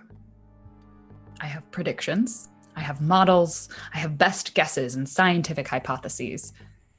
But that is the truth about science and research. I don't know. Charlotte doesn't know. She kind of looks down when he says that. That's how the world works. We often don't know. And you try, or you don't be a scientist. You're still making that decision, and you're making it on your own, in a secret underground base? I'm asking you, if you're ready. You can choose to leave at any time, instead. I mean, and you know that means I die. Yes. I'm giving you a choice. To die or not to die. I'm sorry you don't like that choice. I can't change the fact that I am the person who has the solution to your problem. You can understand I'm a little bit annoyed that I'm having to make this choice in the first place. Certainly. That it was doing experiments like this that led to me being like this, and now having to do another experiment with you in order to maybe not die. I think I have some right to be frustrated. I'm not telling you to not be frustrated. And I definitely have right still not to trust you.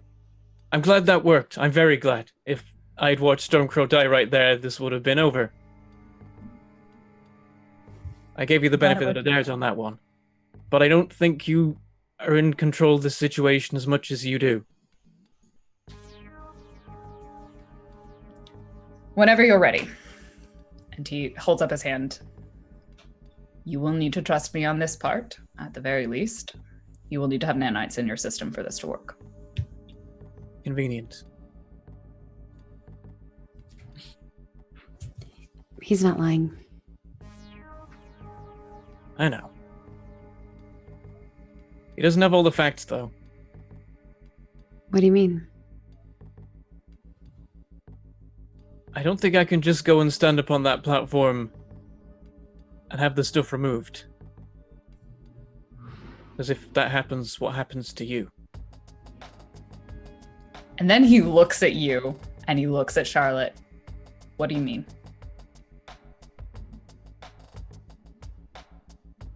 There's variables you don't know about. There always will be. One of them's right in front of you.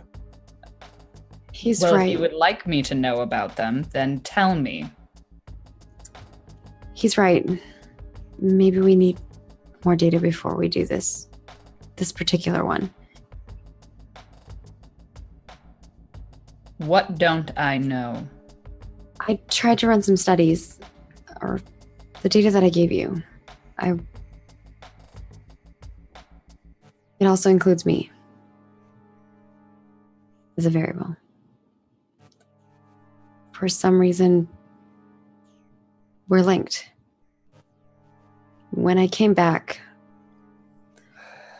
let me leave, but That's what you meant. she gave me something, a part of her, in order to let me leave.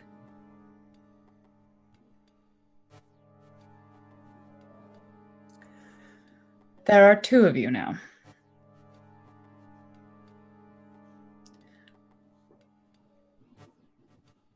It's sort of like, this is probably the first time you've seen him be actually visibly frustrated. He looks up at you, Liam. If you are so angry and so frustrated that I do not have all of the information and that I operate without variables, I suggest you reveal this information before I am immediately about to conduct an experiment without all of the variables that you are frustrated at me for not having. This is on you. We completely need to redo our study, so I suggest you go home and we'll try again tomorrow.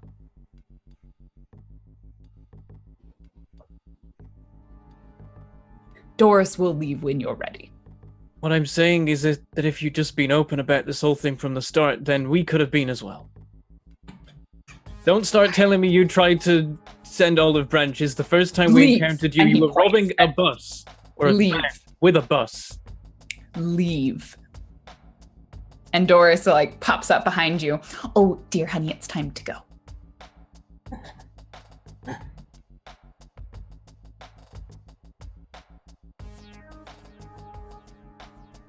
I look over at Spark.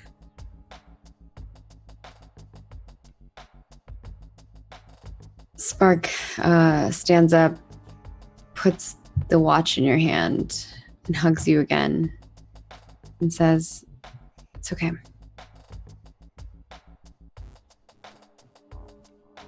Are you staying, or? I think I need to.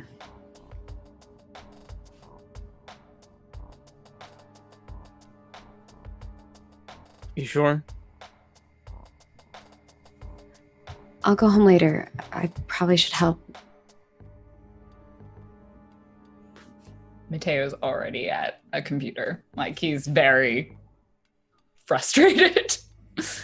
You see something just spark in the background. If we want it to work. Charlotte, why don't you leave as well? You gave me your data. I need some space. When you're ready, you can contact me.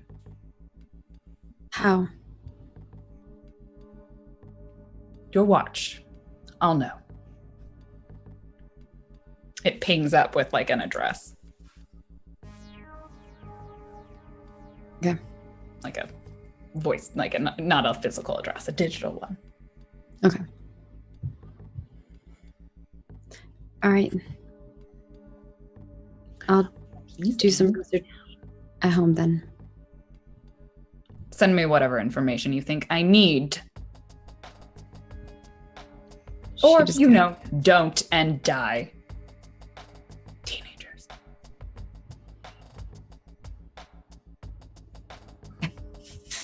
That she leaves with Liam.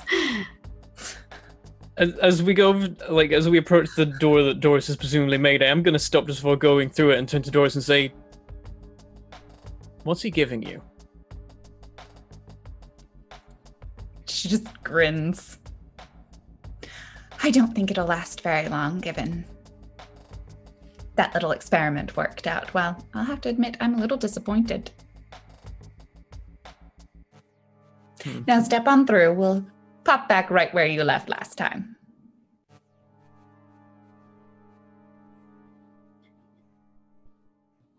We're gonna end up in my parents' living room. Yeah. I just approach the door muttering like he's got a serial killer chauffeur. He just has that. I don't even how do you hire? Fine, go through the door. And I think this time the door closes behind you and disappears, and Doris has not stepped through it. I guess we both turn to look, and she doesn't go through. Yeah, and the door is gone, and you pop right back into your kitchen. I think she didn't like when you asked her that. Last time she came. That's when you would pop up on their watches. Well, only Spark would. Spark and Stormcrow would show up on their watches. Yeah. Wait, Spark and Stormcrow are back? Oh, it's me. It's me. Hi. Oh, hi. So what happened in there? Did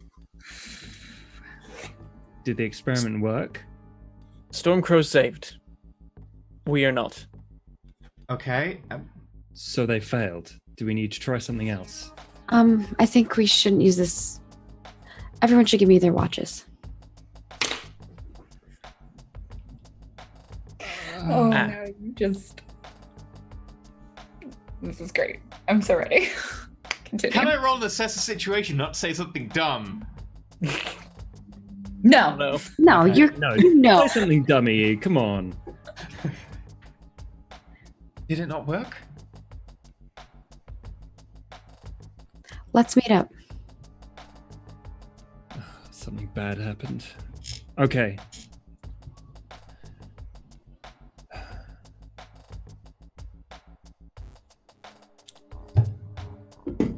We'll go to Miranda's house because that's our new. Yeah. Yeah. Like, You all let's meet see- back up at Miranda's He already apartment. knows where she lives, so because nanites. Miranda's Nanite. gonna unplug everything.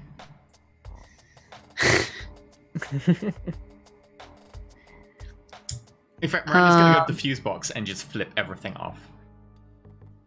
I would like to take everyone's watches and make sure that they're secure. Yep, I hand over Stormcrow's watch. You have I trouble can. because like it's like, wait, where's the buckle? This is the worst. It probably has like a button and it just releases. Oh yeah. So I hand over my watch. I'm like, I guess it's you. Are you going back there? I think that's the first thing I want to know. We need a debrief, and then What Like, happened? I thought we had a plan. we'll take it from them. We'll find another way to get this stuff out of you. The machine worked on Stormcrow, Well, then shouldn't it but work I on you? pointed out he can't use it on us because we're different. pointed right. that out really late after giving him a hard time for running scientific experiments without all of the data. And you're like, but I'm not going to tell you about this one really important piece of data. The thing is, Spark. I'm mad at you right now. I did. I mean, your drug trial worked. Tell it to him earlier. Your drug trial. First you give him a hard time, and then you tell him. Spark was doing the test with that in mind, but this buys them more time. Your drug trial worked on mice. Why doesn't it work on humans? I actually, my studies or what I was doing actually calculated me in all of it, but I figured this would at least buy us time. Well, we don't need time. We need to go fast. Yeah, time That was the for plan. what? Do you know how long you've got left? I don't know. What are we waiting for at this stage? What are we buying time for? He was about to stand us on a machine that was probably going to kill one or both of us. So Well, Charlotte said that she'd factor it in, and she said yesterday that she was pretty much 100%. it's still based on simulations he built, and he didn't build them with knowing everything. He keeps thinking that he understands the whole situation. Burnout. Look, we don't have a lot of time, and I don't want to see you die. So unless you have a better option, I saw the future that working with Forge will get that crap out of you. And beyond that, we will We're figure going it back out. tomorrow. I don't He just- necessarily disagree with Threy. We went to him, the entire purpose was that he'd take the void out and then we could defeat him. And now We'll we're take playing the for more void out, time Will. and... What? You wanted to delay for... I didn't want to Some- delay. He he's says he right. needs more time to make sure it works, and if he's saying that, then I'm definitely going to wait. I'll take the word over Charlotte over him. Yeah. But- I trust I was- Charlotte, and if she wasn't involved in it, I wouldn't trust him as far as I could throw him. But it's still all based on his findings and his data that supposedly this will work. He's at a all. villain. I know. He's not an idiot, though. I'm not doubting his technical expertise. He's made the nanites that, although he's evil and can use them against me, allow me to use my powers. He took the void out of Claire. And he did it for Stormcore too. It worked. I don't have a problem with him and his genius. I have a problem with him and his motives and his morals. The way he does things is reprehensible. He didn't make the decision yet. And I think that's why I just don't feel right about this all. I gave him an option, and I think he still wants to go with the portal option.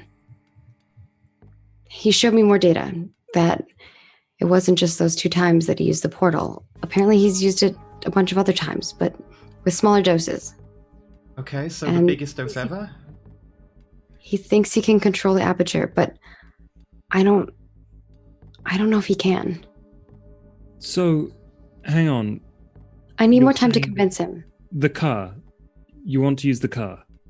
Yeah. And think it's that the same doesn't option. create a portal to move through space? No, it goes directly to the location It's or Okay. to a destination. Can you gut that tech out of it? Do you think you Why can would do I- that in time? Why would I need to gut the tech out of it? So that we still have a car. We're gonna.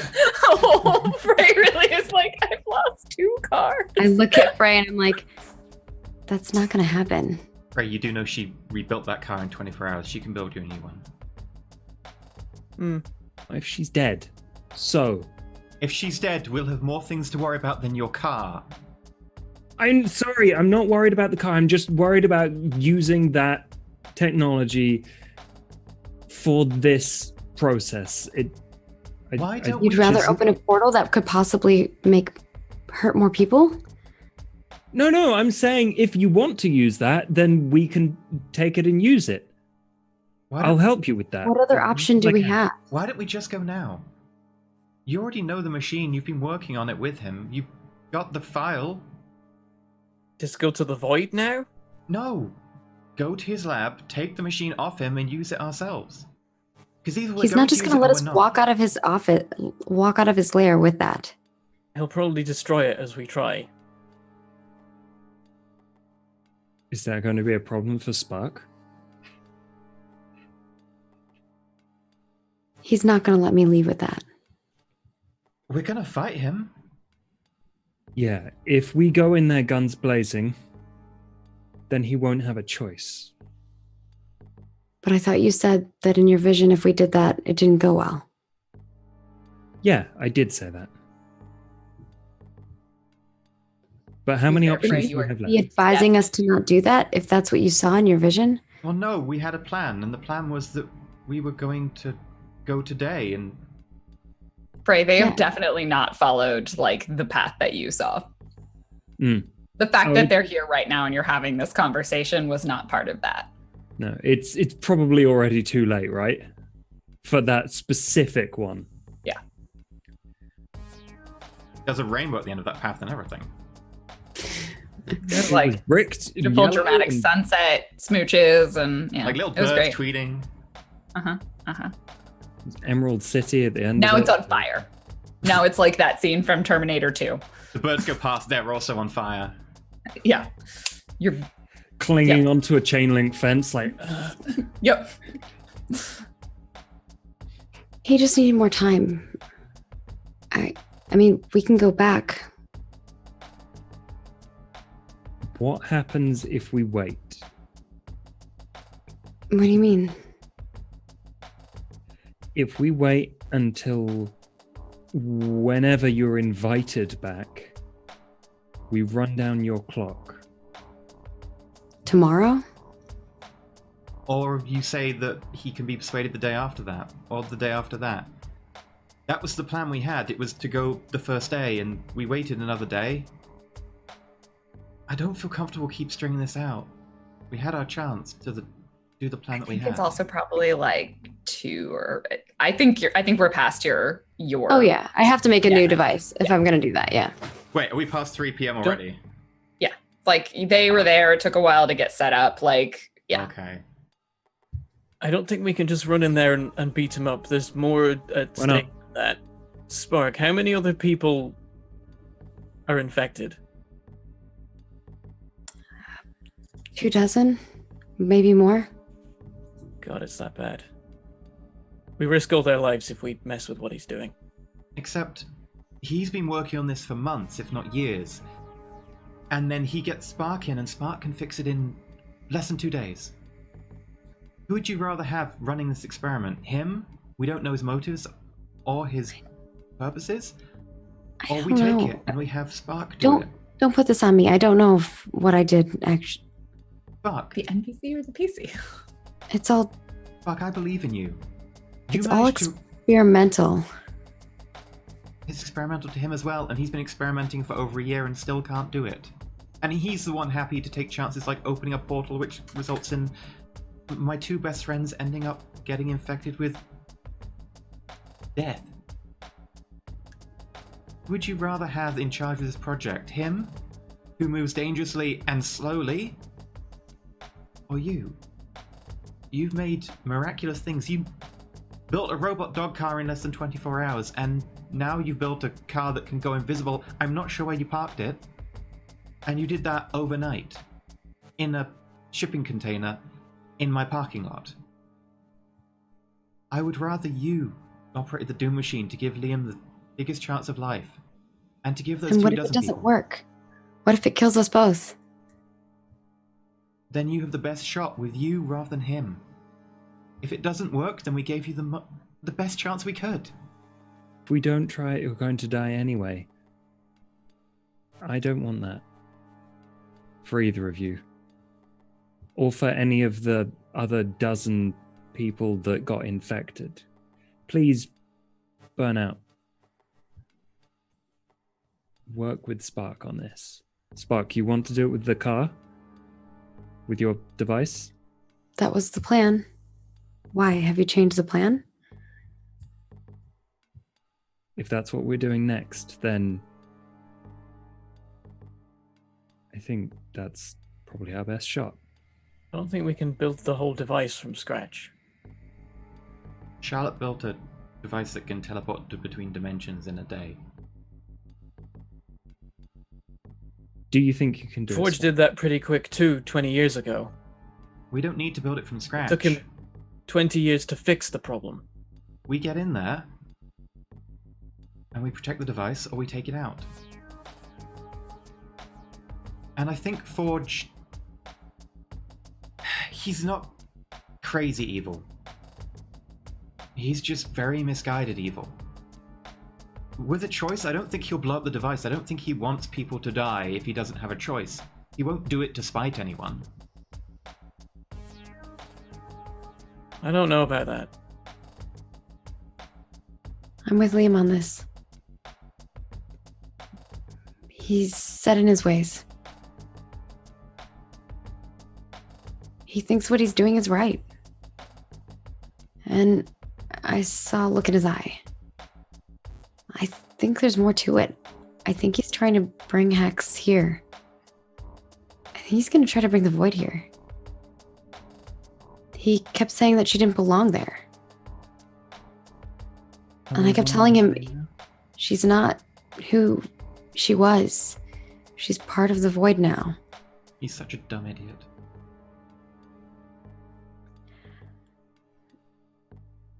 He's a super genius. Okay, dumb super genius. What do you want me to say? Idiot.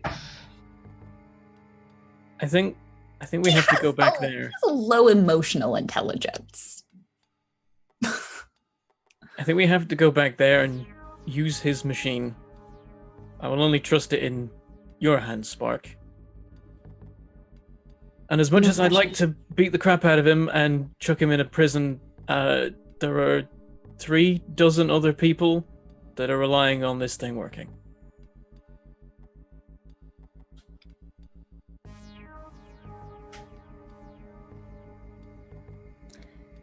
I have a suggestion then. We take the car, we go there now. And we tell Forge how this is going down.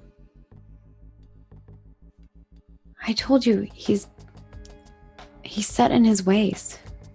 I don't think any of this is going to turn out well for him. I think he's If willing we to have to- take risks, Exactly. even if there's a small probability of him getting what he wants. None of this is risk-free. Either way, we're going to have to fight him and take his stuff, or find his permission to use it. Either's fine with me. I can be on board with that. He gave me an address.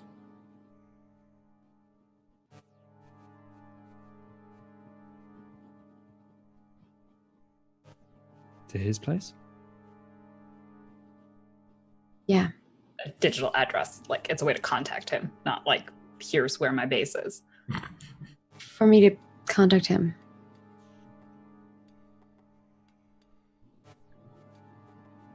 But that doesn't mean he's gonna tell me where he's at. Well, I know where he's at. How? I followed you. Miranda and I were waiting nearby. That was the plan, so that we could be nearby when you did the thing. You didn't tell me the whole plan. We could go there and then find an entrance. You purposely didn't tell me the whole plan, so I didn't know everything. Oh yeah. We were smart. It's such an unusual feeling.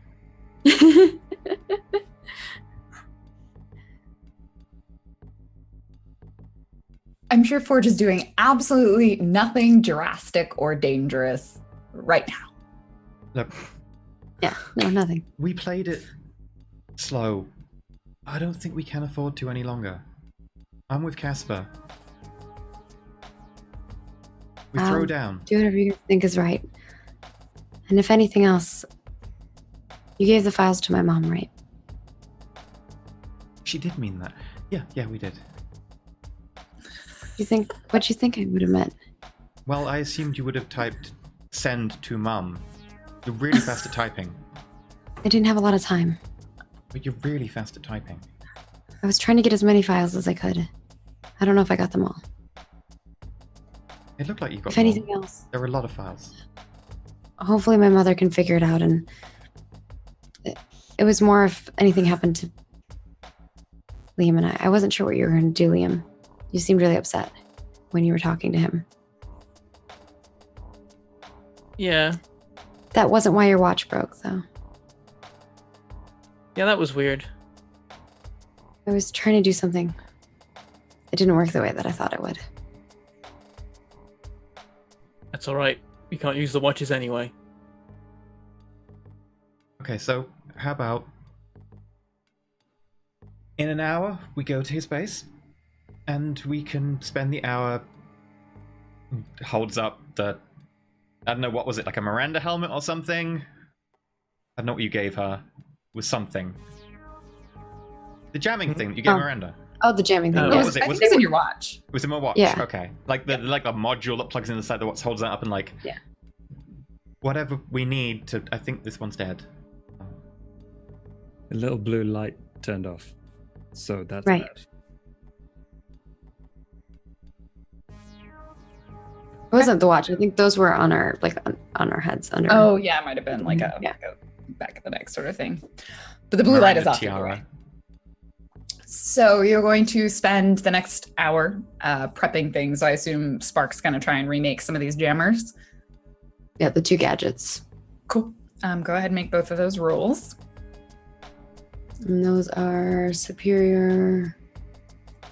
Restock your supplies, and then I have to unleash my powers. Both of those are brain tech to remake the jamming devices. So for each of you, because neither of you succeeded enough to get. Well, one of you took instead of a second. He can't. My Oh, one was had the that- additional use, which was control, but we had 24 hours on it. Right. Okay. Here we go. Hit for Miranda's. And we shall see what mine is. Whew. Can I 15? teamwork Holy with crap. Charlotte? You can. How would you teamwork? How do you help? Being a very willing test subject and constantly using my powers and seeing if she can actually detect them on whatever device she's using for like the test. I assume that she would literally be like testing it and then calibrating it. Actually, that is a 10 because I didn't add plus for her because I was doing it on her. Influence. Oh, yeah, it is a 10. Yep. Because Um, I'd say in this case, yeah, it counts. You're targeting her. Yay. It can work exceptionally well, or we can have an additional use. Exceptionally So well. the we exceptionally need- well, I think, was the same as the last time where it blocks him from controlling the nanites. I think the intention this time is different though. Last time was to be invisible to him with his detection, whereas this time we want to block him using the nanites. So if we do block him using the nanites this time exceptionally well, what would that do? You could add him not being able to see the nanites, or we could come up with something else for exceptionally Okay. well. I think we'll do exceptionally well for both. Okay. So I think for the, that depends. Do you want to just make them so that like he cannot control them and also he can't see them? That's probably the easiest for both of them. Unless you have a different idea of something you would like it to do. No, that's fine. That works. Okay. And I think these jammers work more in the way of like they block outgoing signals as opposed to blocking incoming signals. So it's not like he can tell like something is stopping him from seeing a thing. It's that like when he looks for it, there's nothing there. It's kind of like spoofing that it's not, or like pretending that it's like not on Wi-Fi. It's like a hidden device. Yeah. You're hiding it more than jamming it. He obviously needs to probe the back door more. He really does. Fucking. It's fine. We're in this system right now. It's good. So you spend some time prepping both of those devices. That is probably what Spark is up to for sure, and likely also Miranda. So Liam and Frey, are you up to anything in the meantime?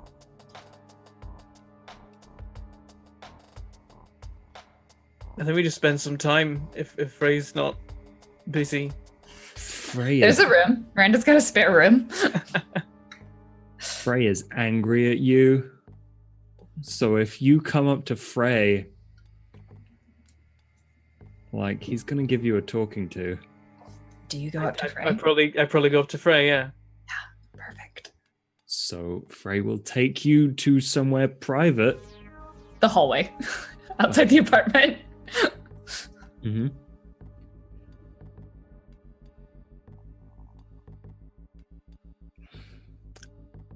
I don't think I even know what to say, Burnout.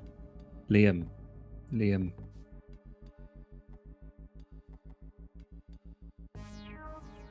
I couldn't just give him what he wants.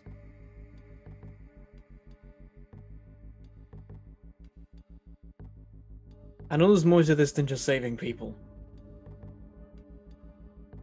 He won't be so secretive about everything if he just wanted to save people. He would have announced to the world how smart he was and that he was going to save a bunch of lives with this clever science he'd come up with.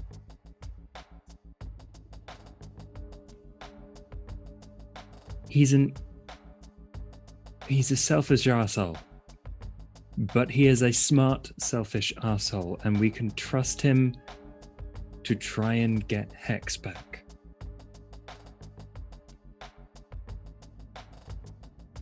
But the step before that is extracting whatever is killing you out of your body.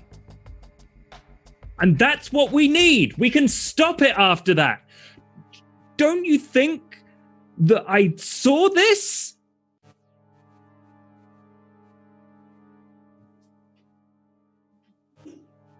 I care about you so much. I don't want to see any future where you don't survive. I know, I'm sorry. That's not enough. Fair.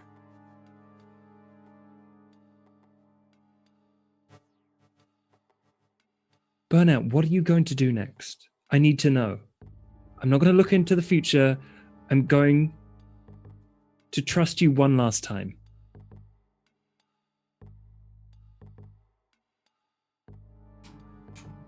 We go in there and we take control of it, and if we run the machine on Spark's terms, and we stop him doing anything dangerous. Good.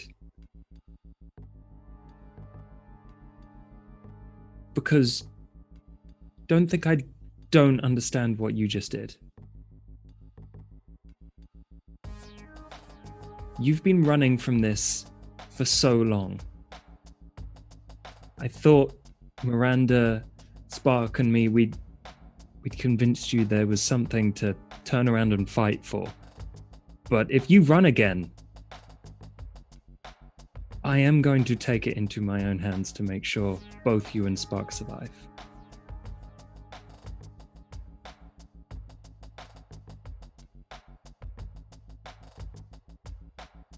So I just want to work with you. And then we can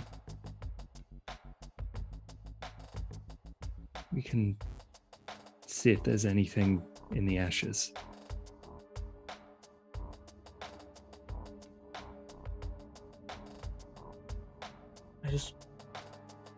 I don't want anyone to get hurt for me. It's too late for that. I know. I didn't mean...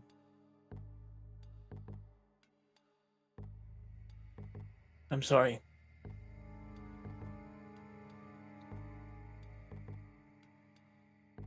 I don't want to hear sorry. I want to hear that you won't run again.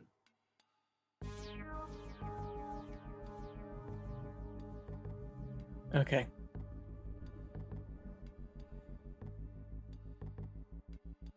For you.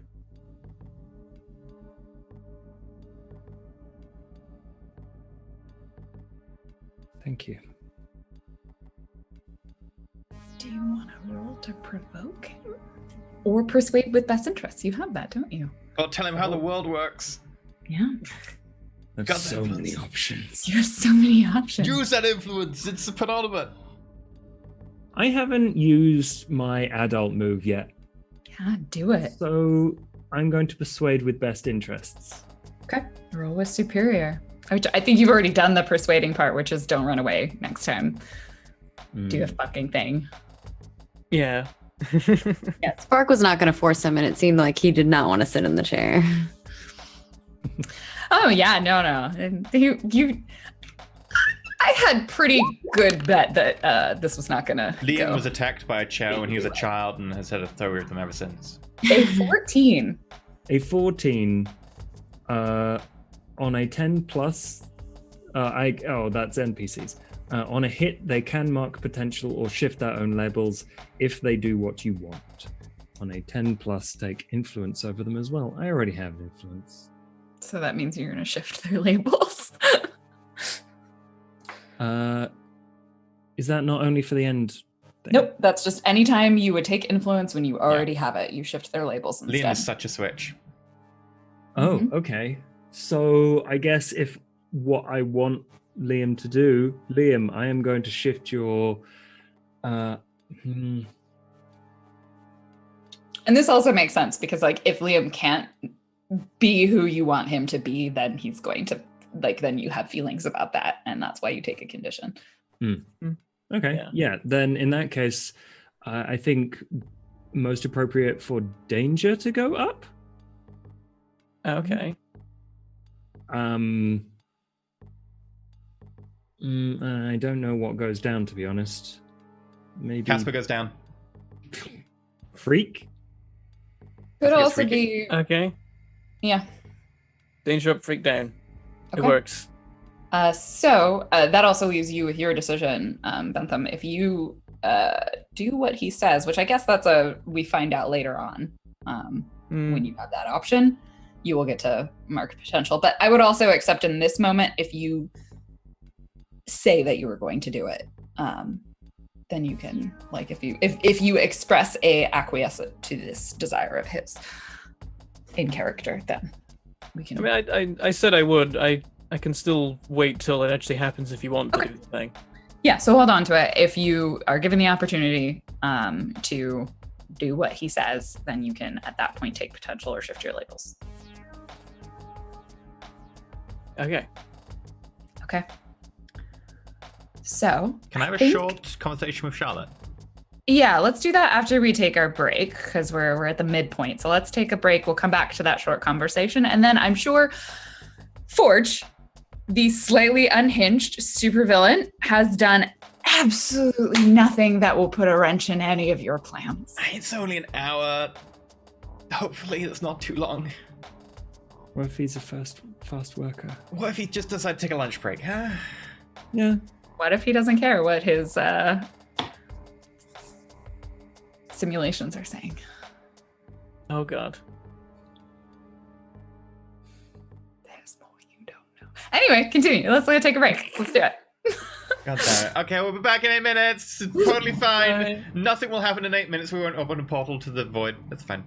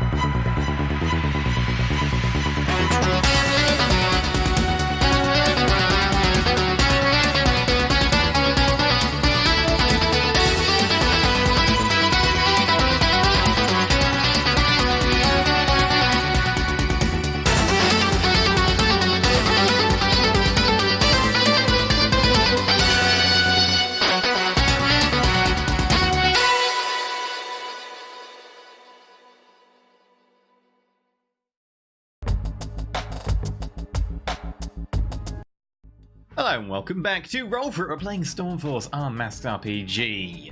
And things are fine. Take it away, Lauren. Decisions have been made. Everything's fine.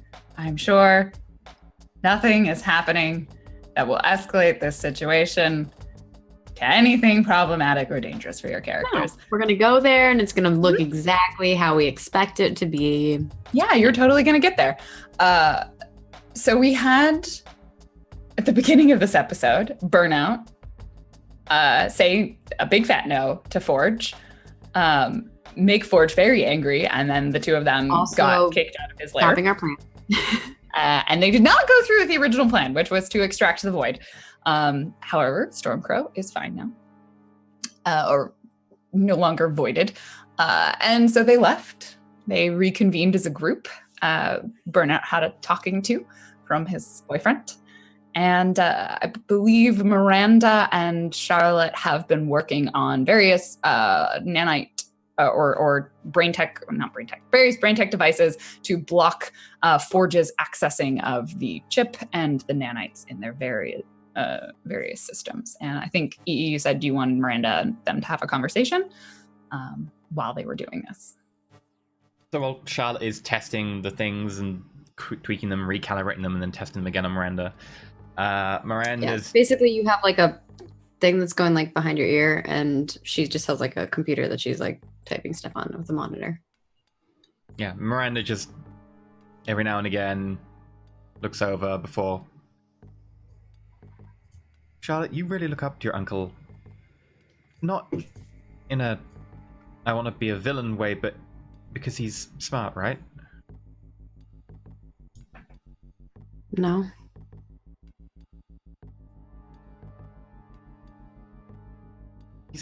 You just hear typing.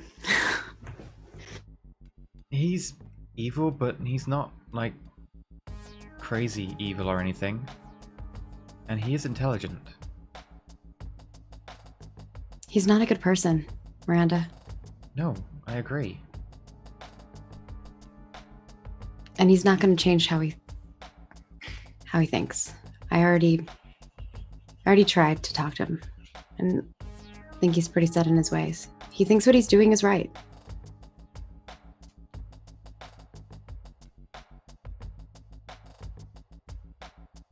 Then why don't you want to operate his machine?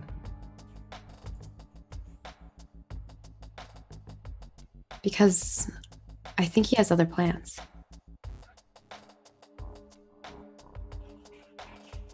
And I'm fine with operating his machine. I helped him extract the void from Stormcrow, and I was going to help him with extracting it from Liam too. But I'm not going to force Liam to sit in a chair if he doesn't want to do it. I know that was the plan, but that's not That's not what I'm talking about. That's what you're talking about.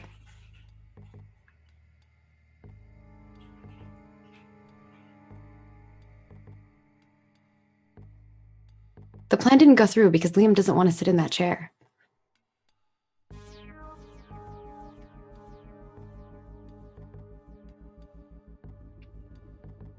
She just keeps typing. Miranda doesn't say anything.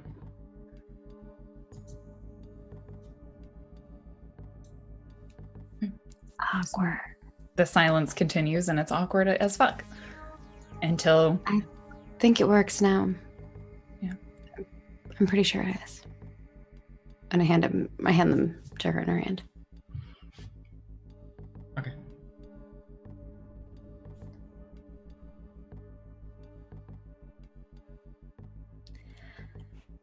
Hopefully this goes well.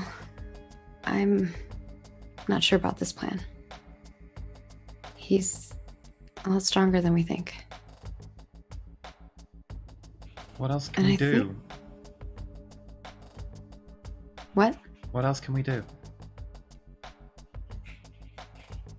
I don't know. And we do the plan that we have to. Which is what? We go there. Cass wants to try and talk to him. And if I that don't doesn't think work, talking to him's gonna do anything. Well, But maybe he's seen something that we haven't seen. Casper has an insight on people. You can be very one-minded sometimes as well. Maybe Casper has a different perspective that... I don't know. Just never seen him talk to people and it go necessarily the way that we want it to. But maybe He's changed a lot since he hit a tree. What? He's changed a lot since he hit a tree.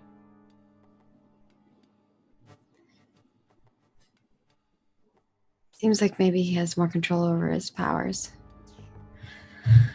I don't think his powers are the problem. What do you think the problem is? Even when he didn't have powers, he had his ups and downs. Since he hit a tree, I think the responsibility has made him have to face facts.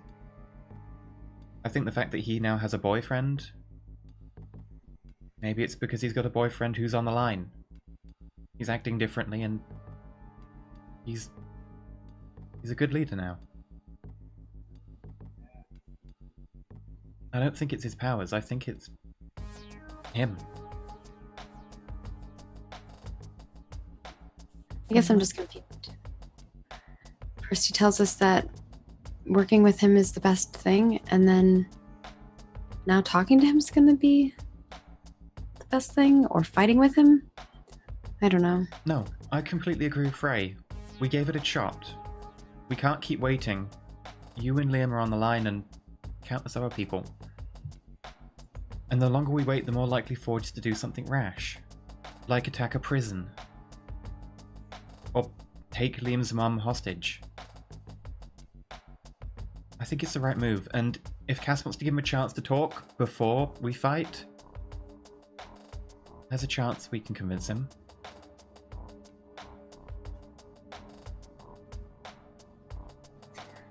Guess we'll see what happens. I'll be prepared for both situations, I guess.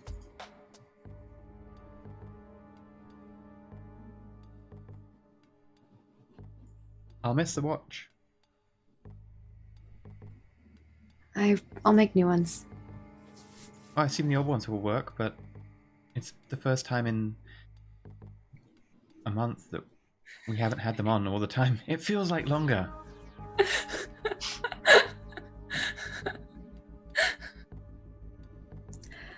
They need a little bit of work. Mine kept trying to update. Yeah. I'll fix them. But I just wanted you to know that when I said that I trust you more than I would trust Forge to use any of his devices or to build any of his devices, I meant it. I would hope so. It's not just that. It's not his intentions, it's his ability. Think about it. You're super intelligent, right? I don't know. You are. It's on your hero application, I saw it. You're super intelligent and super smart. You can figure things out and run data. Why do you think he wanted you? Whereas he's not. Think about it. How do you think he is good with technology? It's because he intuitively knows how's it work. Like, he just knows that does that does this, because he can sense it, right? That doesn't mean he's any good as a scientist, because he knows what's in front of him. He doesn't necessarily know how to extrapolate on it. Whereas you can do that. You are smart. Would I rather have someone who intuitively knows how the watch works or where it is, or would I rather have someone who knows the theory, who can actually extrapolate on that and make new watches or whatever?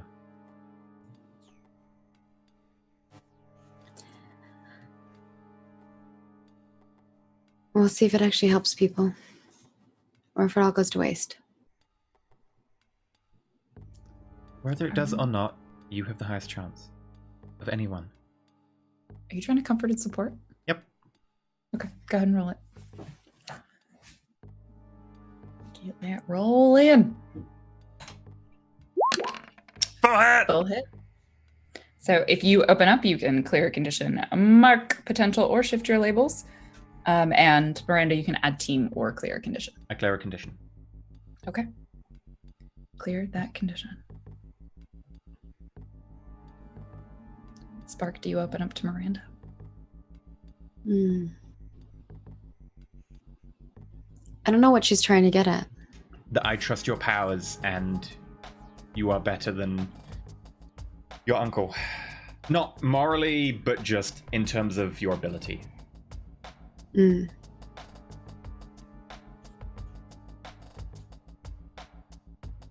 Like unrelated to him being a villain or whatever. Yeah, just no, I get it. Yeah. I get it.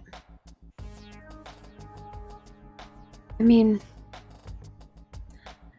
I did look at his data, and it's not very accurate. I don't think that he was necessarily trying to make sure everything would work 100%. I think he was taking risks for what he thought were potential rewards.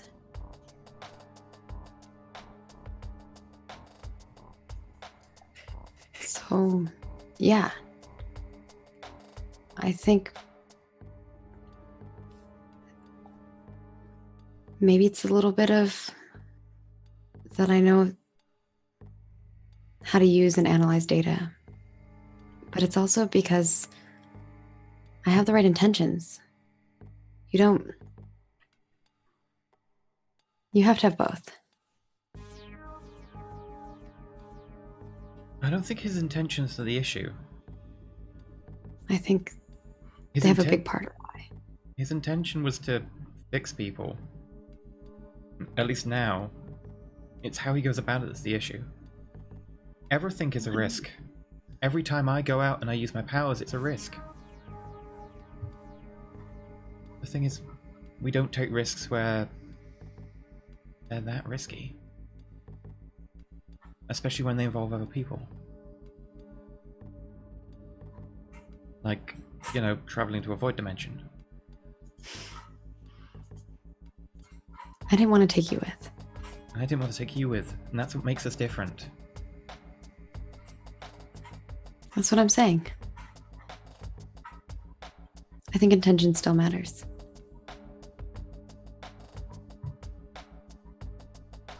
You okay there, GM? I did not slip slightly on my chair. It's fine.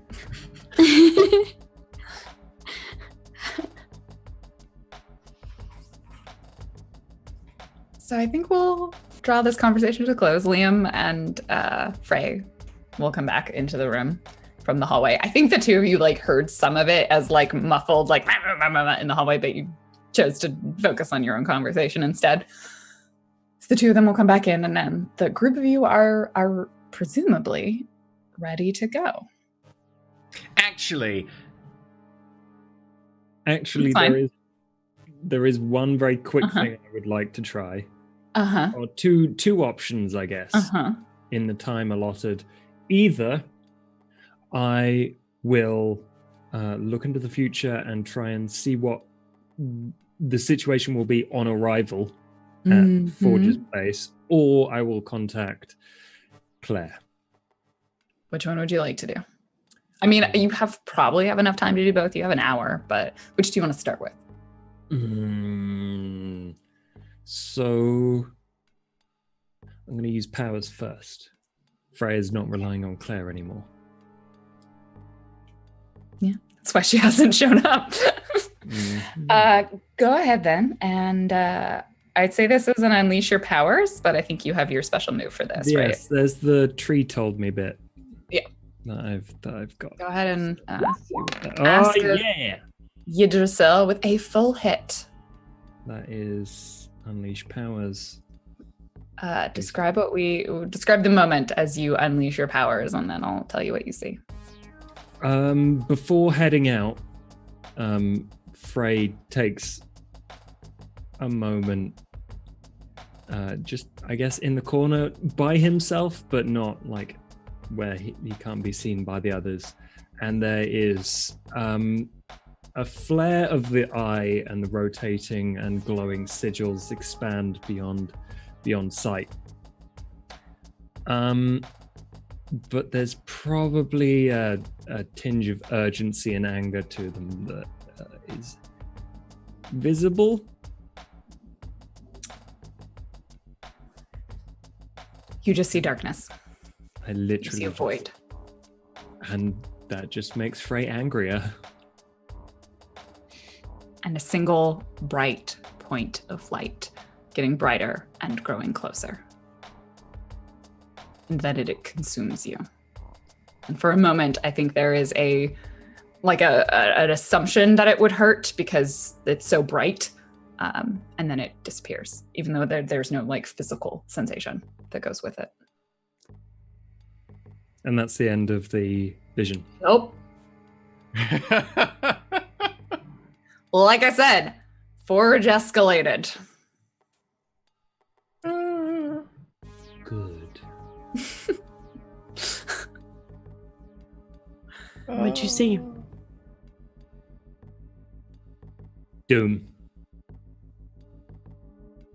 What do you mean? Are you joking? Or No, I'm not joking. what do you mean in the future? Forge has done something. I don't know what it is. But Well, it's what did bad. you see? It was tough to describe, but You know what? The Let's point- just do it now. I As was gonna say what Frey's guess was, but Frey's Or you can gonna just describe what you're text- seeing, because Spark's seen it before. yeah, like feel free to continue this explanation, and then I'm gonna need both Spark and Liam to do something for me. Oh, okay.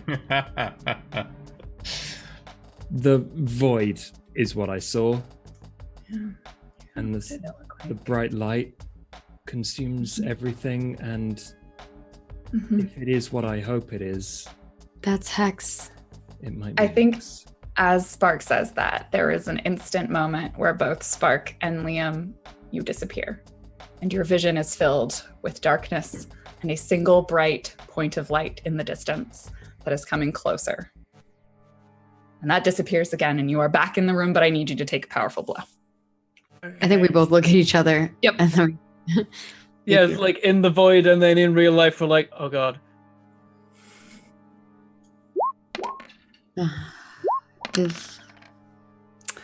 Spark does not take this super well. Liam, you stand strong. And I'll have both of you describe. If you tell me what option you select from the 7 to 9 list, Spark. I gotta look at the take a powerful blow. You can lash out verbally, you can give ground, you can struggle past the pain and mark 2 conditions. Mm.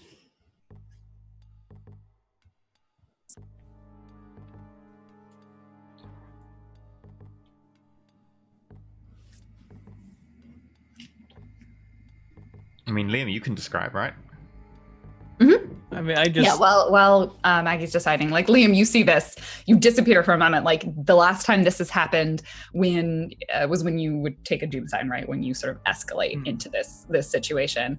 Though you have never seen the bright light before, I think you've only ever seen the chasm of doom, and this time you felt the light like coming through the chasm. You were sort of floating above it, and then you pop back into this reality, and it is uncomfortable, but you stand strong. So tell me like what he does and what he goes through.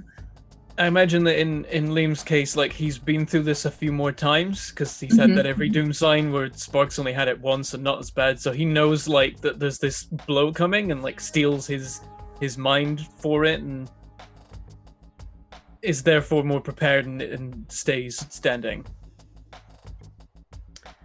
I There's think like a moment when they like flicker into the void where he is like, oh crap, I got a brace, and braces and sees Spark not brace but can't wound her. I Brace, think brace. I also brace. and I struggle past the pain, and I'll mark 2 conditions. Okay. Guilty, angry. Guilty and angry. That makes sense. Those I both feel make so sense. guilty about being angry. The 2 of them No. pop back into Guilty. existence. About going to the void in the first place. Guilty for a lot of things, actually. Maybe not forcing Liam into the chair, going to the void, like Forced him into the chair. I don't know. I'm just kidding. not telling. Yeah. Frey, Miranda, what do you do? They both disappeared for a moment and came back. And they look visibly pained. I'm gonna Very good. go Strained. fly over his base and check it's still there. Okay. Great. Miranda's gone. Don't have the watches anymore. I mean, Yeah. whatever Frey wanted to say wasn't important. Is that what he says? It's probably the smartest and most immediate thing Miranda could have done. Yeah. So. Okay. It's like. So Miranda's disappeared. Frey, what do you do? And then contact Claire. Okay, you go through part 2 of your plan. Mm-hmm. And Spark and Liam, what are you 2 doing? And then we'll resolve everybody's action. We appear again? Yeah. It was like it was kind of like with the doom sign where you disappear for a moment and then you're back. Like, Yeah. I look at Liam worriedly, and You then alright, Spark? I'm fine. Where did Miranda go? You'll have seen me because you only flicked out for like an instant. We came back and then she rocketed away. You probably just saw the boom, the light. Yeah. streak. And so I'm like, where did Miranda go? To the base. By herself? This is not the time for going as a group. We need to know, and Miranda is the fastest. Need to know what? She'll scout it and What she'll come Forge back. did. I hope. We need to know. I think I have an idea of what he did. Yeah, he did something big with the void. That's never happened to me before unless I've used my powers. I think you probably wanted to go to her. You may have just opened a portal. We definitely did. there's no reason why he had a door portal generating person in his lair at all working for him that he had empowered with the void. Lauren, by the way, my intention is Oh, I to didn't fly. notice that bit. My intention is to fly there, look what's there, and then fly straight back. So I'll be. Oh, okay, cool. Yeah. Great. So you'll be pretty quick. I think to go that quickly, you'll either need to burn and spend burn or like unleash your I'll powers. unleash my powers. I was intending to anyway in this circumstance. 13, full hit. Cool. Very nice. So we'll say that works as you tear off across the city. I will be going over the sound barrier. I may shatter some things. We just see a dum dum dum as like offices. Everyone, like, people just are like, they're used to it. They're used to super speeding heroes like going past their building and like cracking their windows, so they all have safety glass everywhere. Yeah. So okay, let's resolve. Miranda's gonna go take a look at it. Frey, you're calling Claire, and then the other 2 of you are just kind of milling about for a hot second. So I think Miranda's probably gonna take the same amount of time as the phone call to Claire would be. So let's go ahead and resolve Miranda. Miranda, you race across the city to where you remember you were supposed to go. And I think the first thing that strikes you is you're like, oh, it's probably like on first inspection, everything looks fine. If you would like to go ahead to roll to assess the situation, please do. Everything is fine. Oh, I rolled a hit! What? Ooh, with a 7. hit. I think the first thing that you notice is you sort of look at like the building that you had triangulated, and as you watch it, you see the roof of this building just start to like crack, and then it begins collapsing inwards. Like very slowly. Like you had to observe this. Like at first inspection, you're like, oh, the building's there, it's fine. And then you can ask me a question, but like that's the thing that you're noticing. This building seems to be breaking. Okay. Based on what I know about Forge, what did he do? Can I ask that?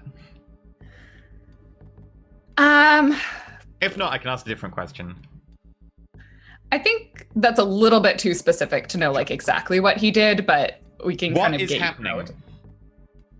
The building is collapsing. Like, is it being sucked in type collapsing, or is it just falling down? It is imploding. Okay, and is it imploding like sideways, as in it's going inwards, or is it just falling with gravity? And yeah. Yeah.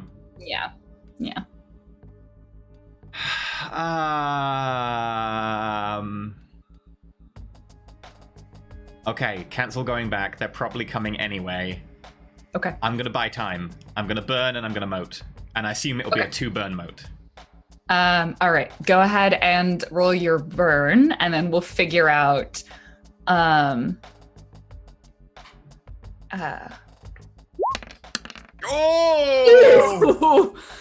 Ooh. Oh, this is rough. You also have no conditions, so yeah. Okay, you rolled a 3. Oh, that's Mark a miss. 3 conditions. Mm-hmm. Mm-hmm. I'm gonna be angry now. Mm-hmm. I'm gonna be That's guilty. fair. And I'm gonna be insecure. And I get 2 burn, and I spend 1 to cast the moat, and because it's a powerful foe, I assume, Yeah. I'm gonna yeah. cast Where? both to burn immediately. What are you trying to do with the moat? So, because you can't see the source of the thing that's causing the implosion, Yeah. but I think you could moat the building so Yeah, that that's whatever's my causing intention. the implosion, Yeah, effectively, I assume the building is fucked. Everything like beyond the building, streets, anything that's pedestrian, I would keep outside the Okay. moat. But anything internally, I would just be like, that's lost. Okay, It's cool. going You're too right, quick. it's Moat. sunk cost. Yeah, Okay, exactly. boom, you throw this moat out. And like the moat feels like something's you're constantly like keeping it bigger. And that's where the sort of second burn, like you put down the main moat and then you're like, it just keeps trying to shrink into the building as the building is slowly imploding. And then you sort of keep having to force it to be larger and like funnel more energy into it. Okay, so Miranda does not reappear. Frey, yeah. Get on the phone to Claire. Mm-hmm. Do I Right. have to roll fireside chat or no? Okay. No, do. Let's actually do. Yeah. Okay. I don't have influence over Claire, so No. it's just straight off. Well, We're doing great. We're doing so great. Yes, let me reread the text on Fireside Chat. If I fail, boy. they don't have time for you because something has gone down. Mark a condition, GM's choice. Oh, yeah. I think afraid. Okay. That makes Mark sense. afraid. Try and call and it just doesn't go Yeah, through. it just rings. Oh no. You try again, and it rings. And you try, yeah. Claire never picks up the number you have dialed. No, I think at one point it's like, this is Claire, leave a message. I'm never going to look at it. Bye. Like, that's her voicemail. I don't my watch right because I left it back. Yeah, you don't have a watch. But I assume there's pedestrians around who are starting to move away. Yes, probably. Can I shout at one of them and say, "Can you phone this number?" Sure. Yeah. Hi, sorry. Can you do me a favor? And she's like It concentrating on takes this a minute. moat. I think like you have to shout at a bunch of pedestrians who Yo, like all wait, are starting no, to don't run away. panic. Okay. What about you? Hi. Sorry. Yes, you. Can you do me a favor and just call this number? And she spouts off her home phone number. I don't know if she would have like Liam. She has or a Casper. landline? Yeah, she has a landline. Didn't you unplug that along with everything Oh yeah, else? And that's cut all the unplugged. circuit It's breakers in your fine. house? It's fine. Yeah, forgot that that's unplugged. And we all have our She cell calls phones it. off, She's so. like, the number's not picking up. It's at I'm getting a dial tone. Can you try? I would try all their mobiles in case they turn them on, but I assume they would be off still. Well, Frey just used his phone, so his is on. Oh. Yeah. In which case, I guess it goes through. Miranda wouldn't necessarily know that, but you gotta try. I'm gonna pause for a second as Miranda is calling Frey, and Frey is finished trying to call Claire. Are Spark and Liam doing anything? I I'm was probably just gonna be like, I think we need to get over there. I don't think we have time. Is she not there? I say to Frey. You just see panic in his eyes. He might be a bit distracted at the moment. Like, he probably And tries. I think Spark is just trying to figure out what to do next. Okay. Your phone rings, Frey. I just instantly, like, Claire. Does the civilian still have the phone, or have they handed it to me? I think that they're like, let me put you over, and they hand you the phone as you're like single-handedly moaning over here. Hey, Frey. Miranda, what happened? Are you okay? So the base is being sucked into the void, and the planet's collapsing, I think. Fred. I'm trying to hold it I'm on my together, way. but I'm getting tired. Okay, we'll get there as soon as possible. Please do. Thank you. Right. 2 hands. And then she's like, thank you very much for the phone. You're welcome. And then they run. You should run.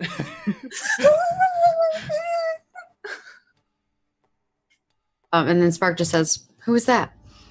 It was Miranda. Get in the car, losers. Okay, get in the car. Going to save the world.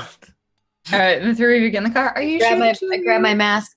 Don't want to use Doom to get there? No, we'll die. No, you could both do it and then never use Doom again. And we could both do it, and then at the end of session, I'm gonna take Doom because I said no to removing the Doom. You did. And then you we'll really die. did. What do you mean? You said no. What would make you think that would result in you marking Doom at the end of the session? Maybe you'll have an opportunity to make up for the fact that you said no. You get in the car. We get in the car. We've got 1 hour and 10 minutes for you to reconcile your massive failing. Yeah, you could totally use the Doom machine, which looks over at the just giant black orb in front of Miranda. Maybe not. It's not a black orb yet. It's gonna be a black orb soon. But the building is slowly imploding and then rapidly imploding and then more rapidly imploding. Yeah, so your car does it have like a super speed or anything? Is it like fast and maneuverable? No. Let me double check what I picked as my Kirby craft. I picked powerful weaponry and chameleon painting or plating. Okay, so you will get there quickly, but not at like ridiculous speed. So Miranda's gonna have a little bit of time before you're gonna show up, the three of you. Okay. Unless there's anything in particular that the three of you would like to do to.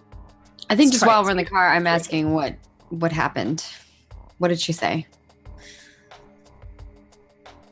It's too late. Oh, yeah. So as we get in the car, you see Frey throw a black, like, briefcase thing in the back of the boot and then, like, peel off.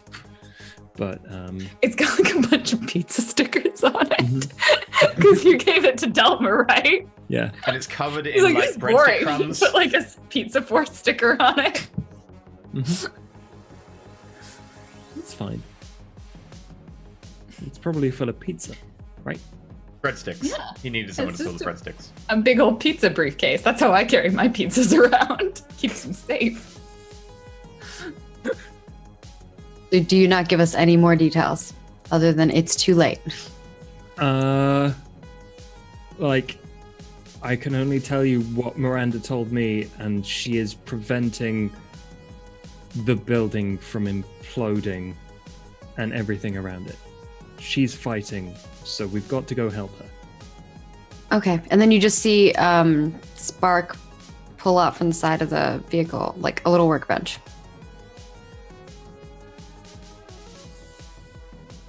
Like inside the car. Pulled out table. Okay, nice. I like it. Like there's like a tray table on the back of the driver's seat. It's just a doop, doop, doop, doop. And then like Yes. the holograms go. Doo, doo, doo, doo, doo. Yeah. Okay, nice. Liam, are you doing anything?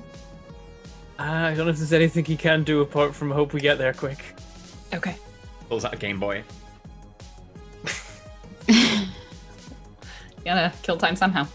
All right, so the three of you are driving. Unless there's anything in particular you're going to try and do to speed it up, we will stay with Miranda for a little bit. Miranda, this moat. At this point, I think it's been a few minutes, and the building, like the implosion process, is rapidly speeding up, as it gets, and it's loud and it's clunky and it's very clearly imploding like into the ground. Do you do anything in particular? Other than just maintain your moat? So, as far as I'm aware, is there any like sign that the building can actually be navigated at this time? What do you mean by that? Like, is it possible to go into the building and do stuff inside, or is it just too late for the building? I was under the assumption that it was like fully like kind of crap. It's not there yet. It would be dangerous to be inside of it because you would be inside of an actively imploding building. But what you're saying is the chair might still be in the building. You have no idea what the lab looks like, but No, sure. But I know a chair is involved. Brenda has a very clunky understanding of what the experiment looks like. And I guess she doesn't know that like the nanites are way more important than the chair. The chair is just so you don't fall on the ground when it's over. So sure, there's probably potentially a chair still in the building. You know, the containment device and on a scale of like 0 to 10, there. how wrecked is the building right now? Just because like I need to know how risky it would be going in. I would say it's only been a few minutes. You caught it like right as it was beginning, right? Because you showed up almost instantly. And I'd say like the building is in a state where I think it's collapsing in rather than like completely, it's not crushing. So like it's unstable. The architecture is unstable. I think for someone like Miranda, it's probably less risky because you have things like moat. But you don't know what it looks like. And the further down you go in the building, the closer you get to the source. And even bad people don't deserve to die. Yeah, sorry. I'm taking a foolhardy action without the team. Okay, you can clear that condition. Are you going in? I've got to. I will borrow a phone from anyone I can see nearby, but it might be too late for anyone to be nearby. Probably. Yeah. I do feel like there's going to be a small group of civilians who are like storm chasers, but like superhero disaster chasers. Yeah, especially who are, superheroes. Probably, but they flying. show up afterwards. Like everyone else leaves, and then they show up, and they're like, "Yeah." And they're filming with their phones, like, "Look at this! This is a giant ball of energy. That building's imploding. This is so cool." Yeah. Hero chasers. They're groupies. Yeah. They're just groupies. Yep, I'm gonna go in. Okay. So you drop the moat? It's not holding it back at the moment, is it? It's the building still collapsing, like it isn't. So your moat was like as a bubble, right? So the building is going to continue to collapse. It's that the other buildings outside of the bubble will be safe. So like you don't know how far it's going to spread if you don't hold the moat. That's your choice.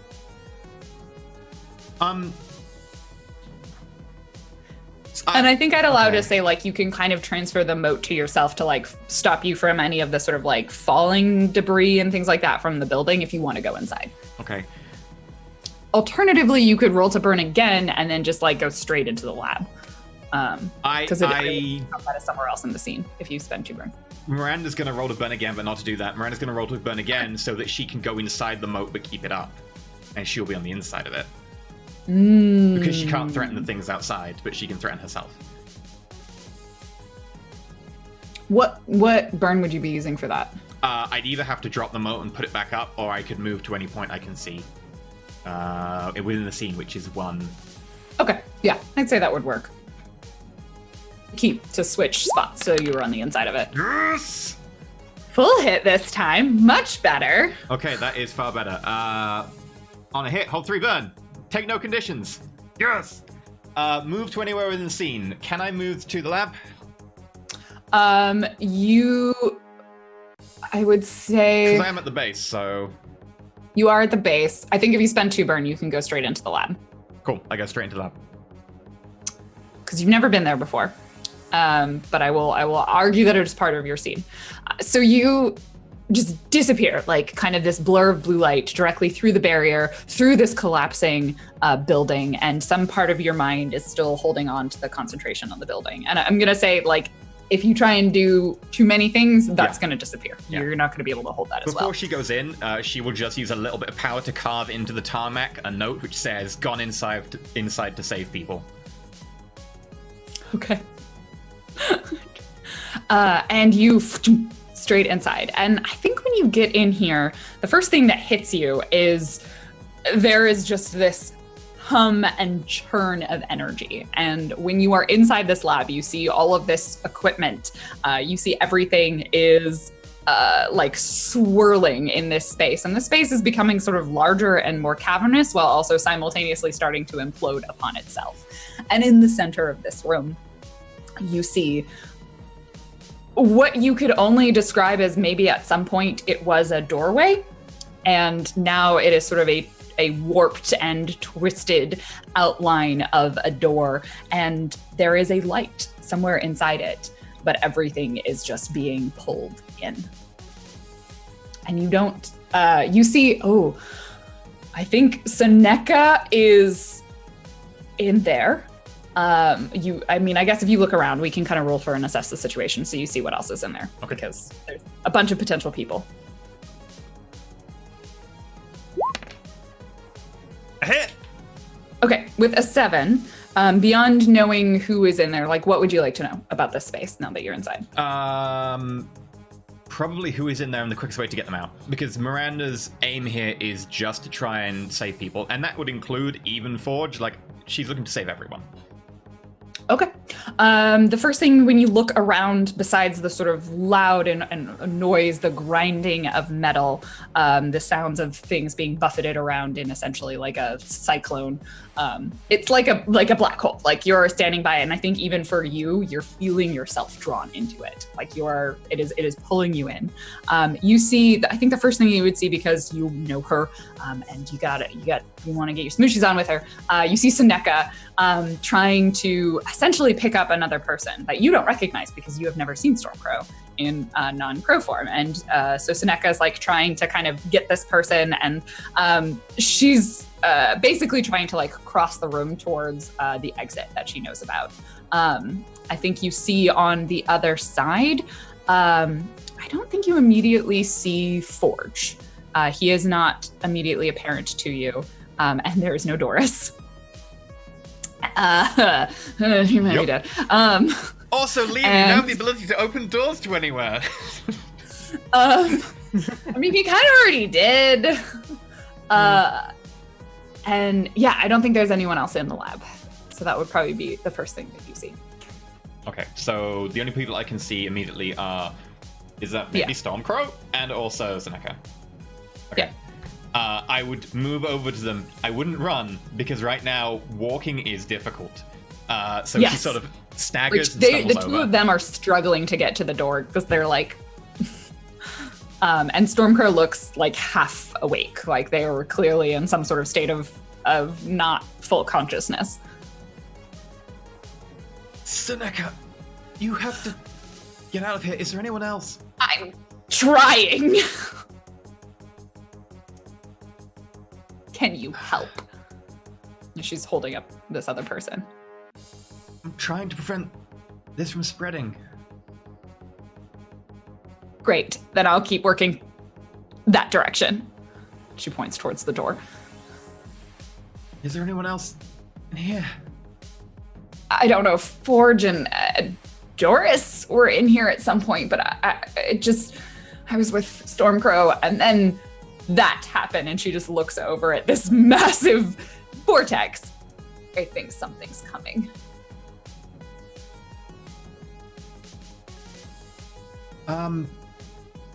Get to the surface. I think that's the quickest way. Casper and Liam and Charlotte are coming. Great. I'll try. Do you have a phone? No, we didn't bring technology down here, remember? I don't know. Forge might have given you something. It's been 48 hours. I'm going now. Does it look like they'll probably make it out? Remember what you know about the building upstairs? Collapsing? Yep. Yeah. So, the problem isn't everything inside the moat, it's that doorway, right? Yeah. If I drop the moat and I try and put a new moat on the doorway, that'll have the same effect, right? Just a more limited area. Yeah. I would have to burn again for it. It would definitely cost 2 to directly moat the portal to the void. Yes. You're welcome to try. That will buy a lot more time. Okay. Seneca. I'm gonna try something. Okay, should I not go to the door? I'm gonna try and shield the other door, gestures to the door. You can. And at this point, like, calling it a door is generous. Like, it's just turning into this point of sort of 3-dimensional darkness, which I think is also the circular. Right, and I think the weird part is even if you walk around it, it looks the same from every angle. Yeah, it's a black hole, effectively. Yeah. I can try. It might be risky. Can you? And she kind of like holds up Stormcrow. They might be able to help get us out of here, but they're kind of, and they're like, sort of like, I'm fine. I can do this. They like keep trying. Can you help them? Instead, then they can get us out, and you don't have to put yourself at risk because it sounds like a really stupid idea. It's a stupid idea, and it's what I have to do. You don't always have to do the stupid thing just because it's heroic. No, I have to do it because it's right. Sometimes there are other. I'm not gonna be able to convince you. It's fine, do whatever you want. Seneca, I like you. You're being stupid right now. Just do whatever you want. Miranda's gonna turn away, and I'm gonna burn. I could straight out knock myself out here. Yeah, it'd be great. Full hit! Oh, the chance of me knocking myself out was right there. Yeah, I spend 2 burn immediately, and I'm gonna drop the moat outside. And I'm gonna... And then I think at that moment, you pop the moat up just around this sort of just enormous black hole at this point. And there's like the rushing, and there's a lot of stuff just crashes to the ground as the force that was pulling it all in is no longer there for a moment. But it is so much harder here where you were able to keep it out. Like, you cannot do anything except for focus on that moat because it feels like you are fighting something so much more powerful than you. Yeah, I imagine like Miranda puts it up and it starts to flicker and occasionally just shudder like with like texture clipping. And then like her feet start to sink into the concrete and start pull forward slowly, and just the concrete's cracking in front. Seneca just sort of looks at you and probably realizes that you are singularly focused.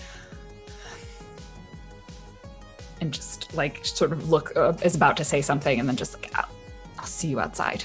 Sort of quietly says that. And then continues to take this like, I'm gonna turn into a bird. I can turn into a bird. Stormcrow, like their hands start forming, and then they're like, no, I'm tired. And Seneca brings them out through what is still a somewhat collapsing and structurally unstable building, but not in immediate risk of imploding. Okay, so we will leave Miranda there for a moment because more things are going to happen. Team Car. Vroom, vroom, vroom, vroom, vroom. You're in the music blaring. No, I'm just kidding. Yeah. Frey is going as... I'm assuming Frey is driving. Unless I also assumed Frey was driving. Yeah, I imagine Frey is. He can see the future. It's perfect for this. Could you unleash your powers to get there slightly faster by knowing the traffic condition? I mean, Claire mentioned it. He would try it. But he is flooring it. So, yeah, do you want me to do that, or...? If you want to unleash your powers to try and go extra fast, yeah. Can I also unleash my powers? Navigate through traffic. Can I also? I will unleash say what. I'll pretend you didn't roll that. You know what? Actually, this works. Why don't you spend team to help Frey, and we'll keep the 6 and make it a 7. Okay. Yeah, I guess I'll use team instead. Can I use team then to use my electricity control to change the lights? Yeah, I like that. I like that. I change them to grass. Frey, you're like, yeah, I got this. And you spin down a street. It's just like a red light. And then it changes to green kind of miraculously as you're driving. As if a red light would have stopped Frey. We will spend the team. So on a 7 to 9, it is successful, but I will tell you how the effect is unstable or temporary. You wreck your car when you get there? Because I want to wreck the car again. Please do not wreck the car again. No, I don't think you wreck the car. I think in this instance, you probably just don't show up. Like, I think you're gonna show up right like after Miranda's gone inside, and like I think it'll just be slightly later than it could have been. Okay, that's fair. Yeah. Like I'm rolling, and we're like, yeah. A knife. What have you got there, Frey? A knife. A car. What have you got there, Frey? A tree? Bang. You screech down the road. You wheel the car, and you see in front of you as you pull up. There's like a bunch of hero chasers in the way, and they're like, "Oh, the big barrier's gone. It looked so cool. Now it's just a crappy-looking building. Disappointing." There's also like a big section of tarmac that's carved up. Yeah, yeah. And the 3 of you arrive in the vehicle outside of this building. So she went inside. We have to get in there. I'm getting out the car. Okay. The car is barely stopped as you fling open the door and step out. You're gonna head straight into the building? Yeah, I'm gonna run. Okay. Smoke doesn't say anything, I run. Okay. I don't know what to do. I guess we've run in. I don't know what else to do. Yeah, that's fine. You can all just run in. Yeah, whatever. Actually, I just want to make sure if you do anything different other than just running in. Frey. I guess I see Burnout run in, and I'm like, can you see anything, Frey? Where are they at? It's just the void. If that's what If that's his answer to Spark's question, she looks a little horrified, and she stands there for a moment, I think. Frey's gonna do something stupid. Oh. So Frey's gonna be Frey. Okay, what are you doing? Frey's gonna, in his anger, destroy something important. Are you gonna destroy the car? Partially. We need that. Not We anymore. need that. No, we're Well, good. actually, it doesn't matter. We're probably going to die anyway because... I'm pretty sure he's already opened the portal. We don't need to teleport there. Well, you don't know if the portal's still there. Yeah, Frey, what are you doing? Frey is removing the power source of the car. The thing that he touched ages ago. The It's not in the car anymore. That's Yeah, already yeah. exploded.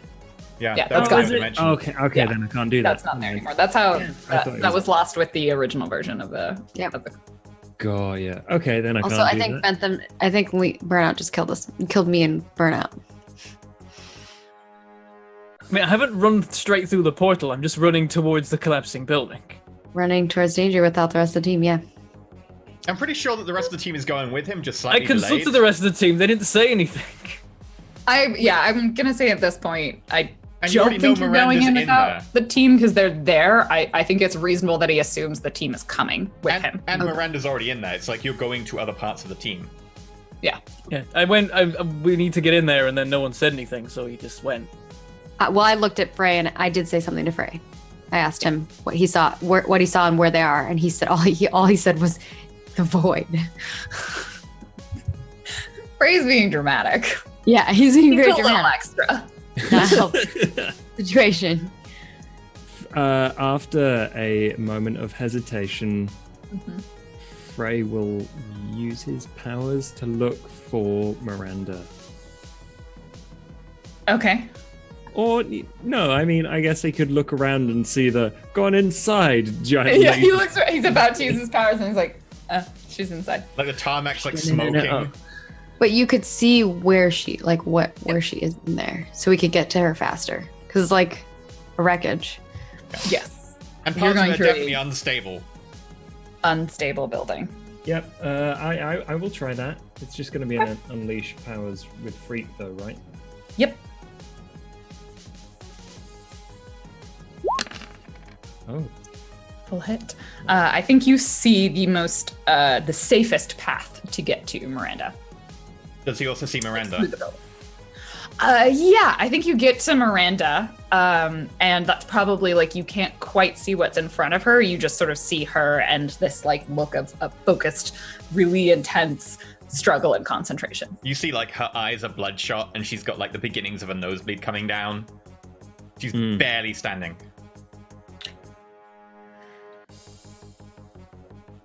So, not wrong.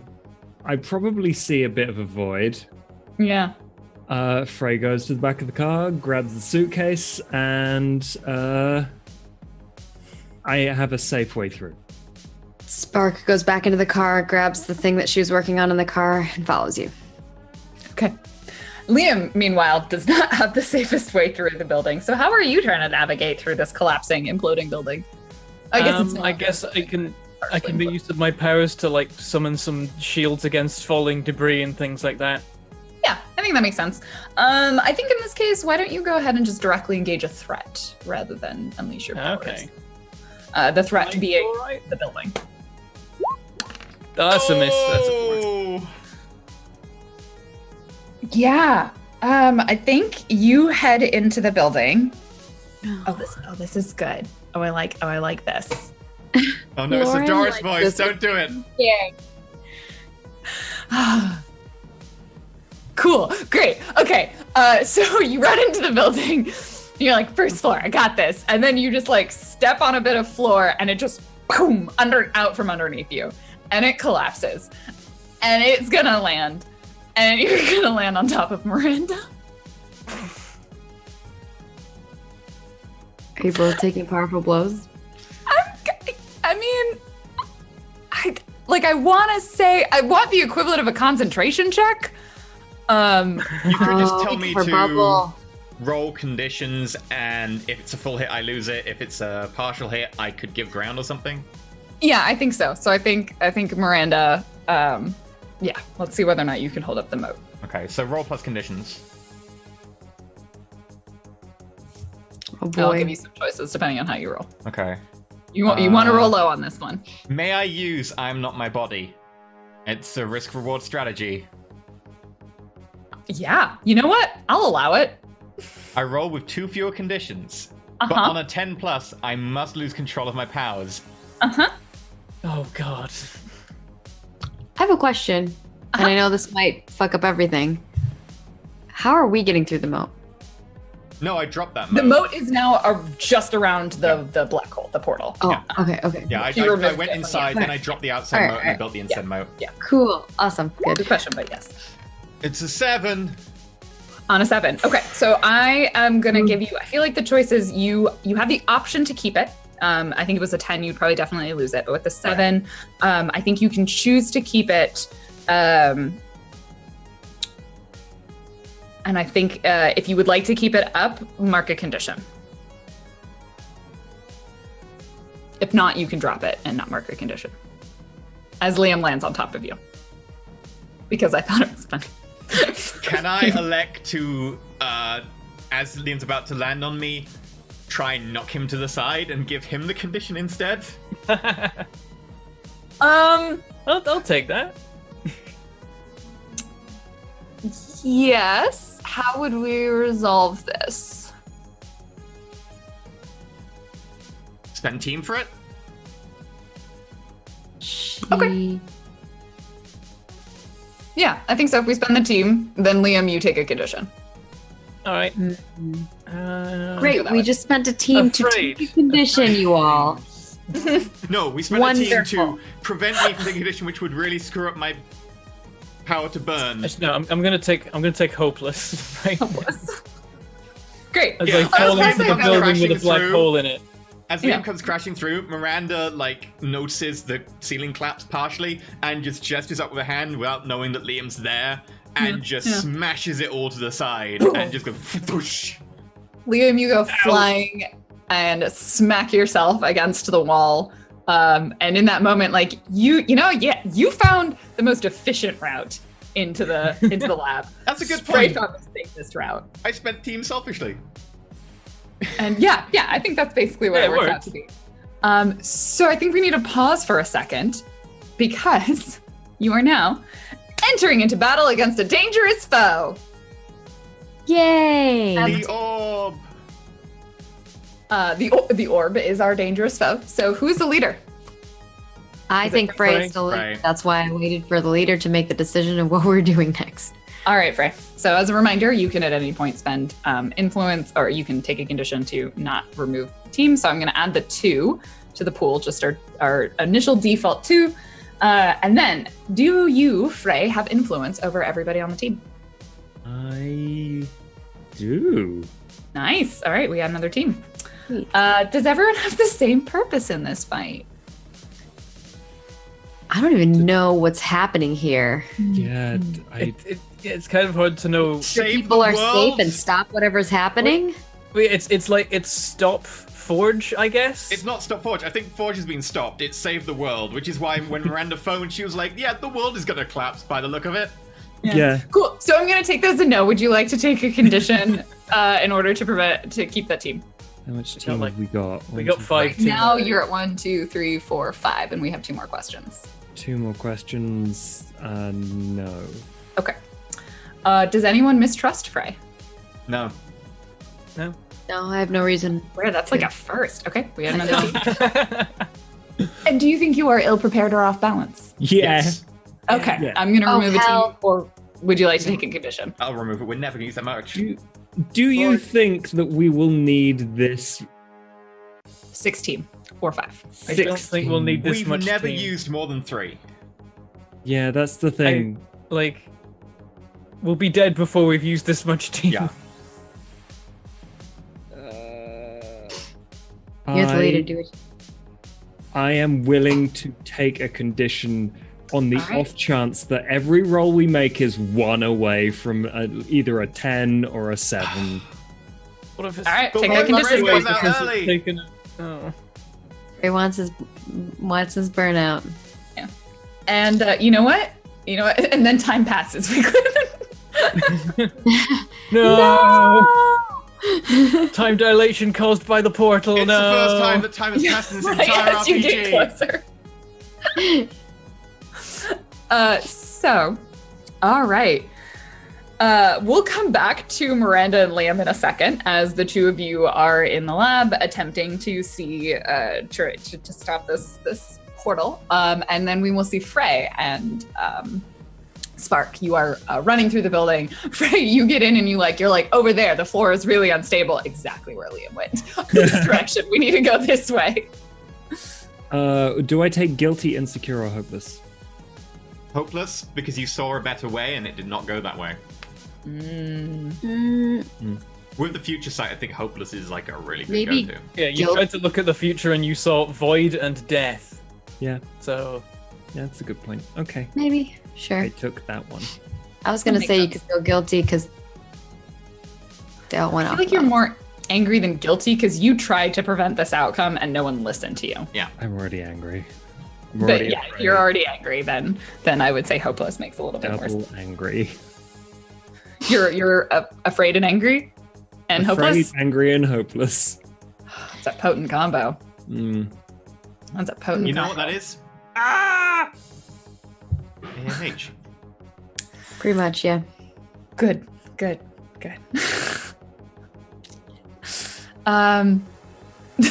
Douche Frey shows up and they're like, I would have seen this coming.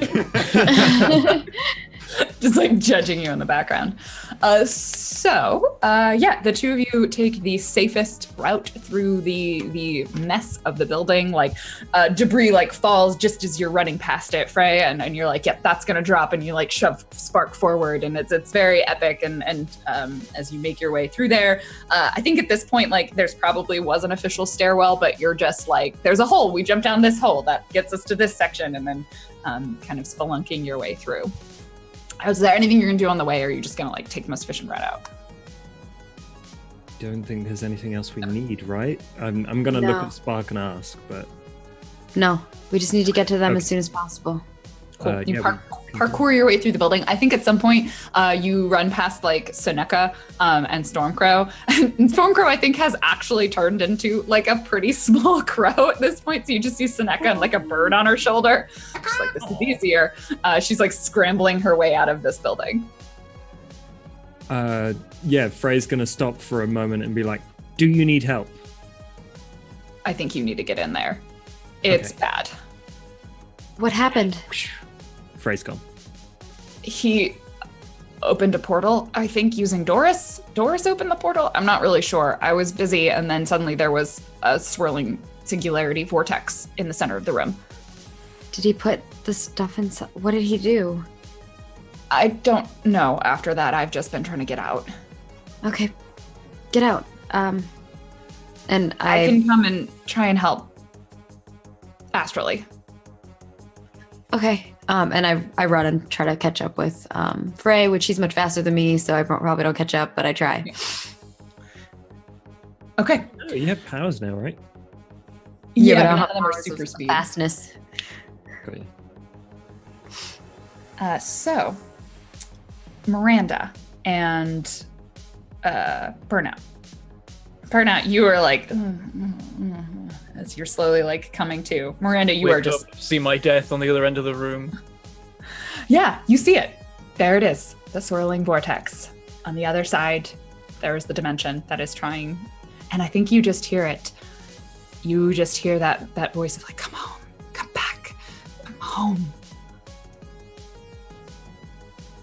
And it's just whispering to you constantly. I think I try and like reply to it in my mind with just something like, it's not your home. I'm so hungry. Fine then, I'll come to you. And I think, oh, maybe I should have thought that through.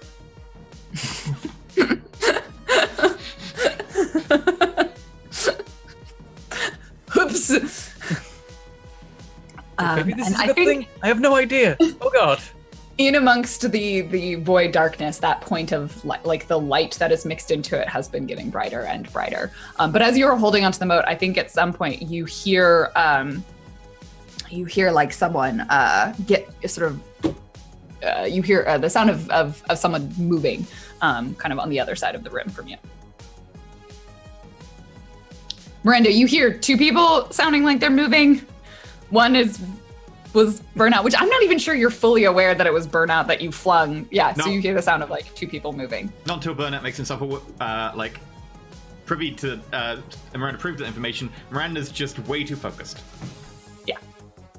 I'm gonna stand up. I think the first thing I'll do is assess the situation and try and like get my bearings. Yeah. Go for it. Roll it. This probably won't go fantastically, but we'll try. That's a miss. That's a 4. That doesn't mean a level up. That's cool. Can I take that now, or does that need to be the end of the session? No, you can take it whenever. You know what you already want. Okay. Let me just. I'm probably going to take an adult move. That seems like a good time to get that. It's not a bad idea. It's not a bad idea. You're trying to set the situation. The reason you fail is because you're going, Marp.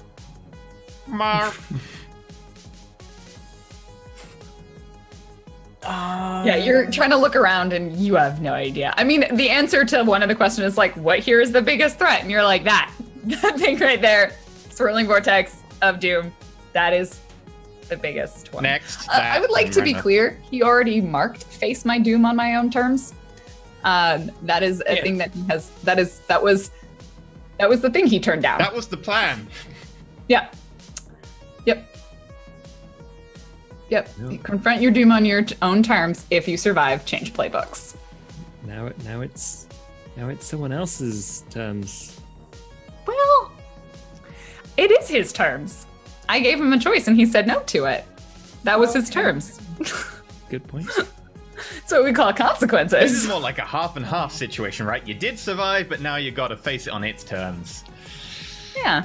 No, because in the other one, your doom just comes for you and you die. Like Yeah. in that situation. This is why Like it's he a has half- a it's chance half to and survive. half. It isn't that one. It's the half and half. Well, I guess you never really he never made it like super clear what his terms were.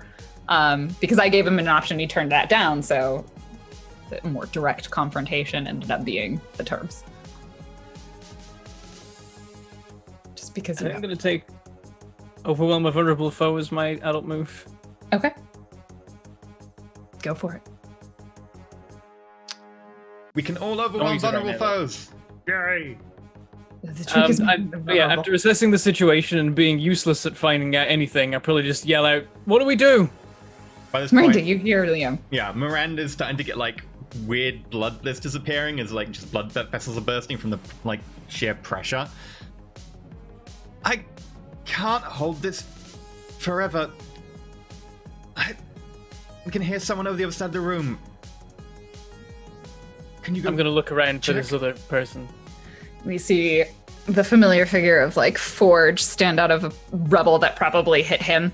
And sort of as he stands up, he looks across the room and he sees this sort of spear that you've put around the portal, and he looks at both of you.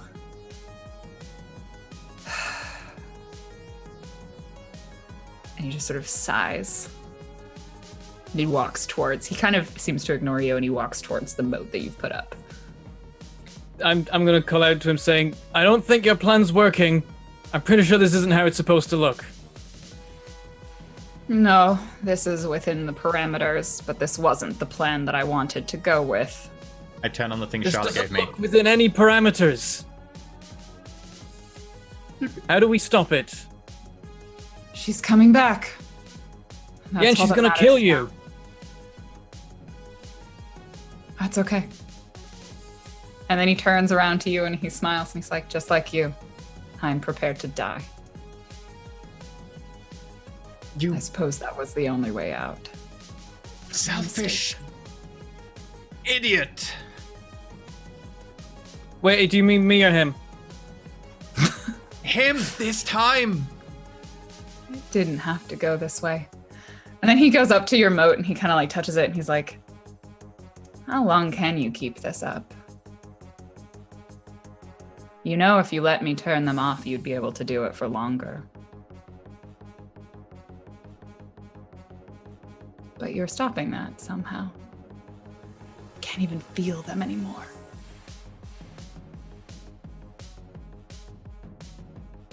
Miranda just grits her teeth. She does not have time for witty comebacks right now. She's busy.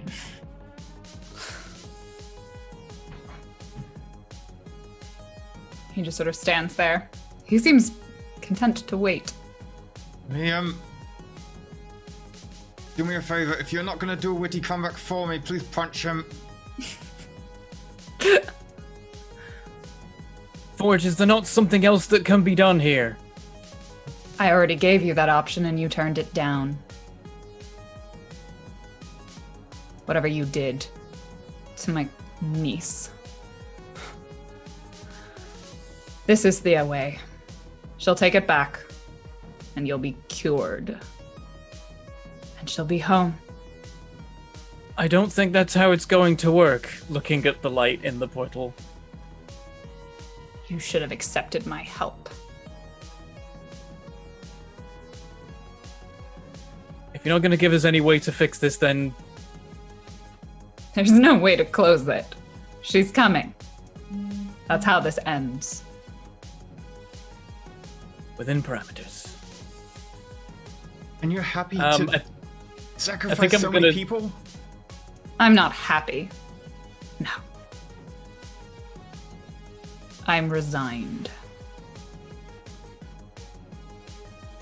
This can't be undone, no matter how long you hold on.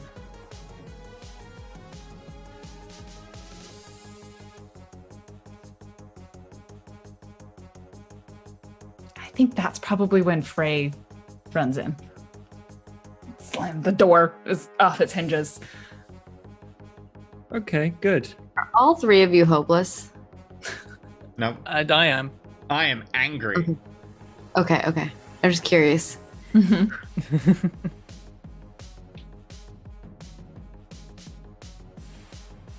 I pierce his mask?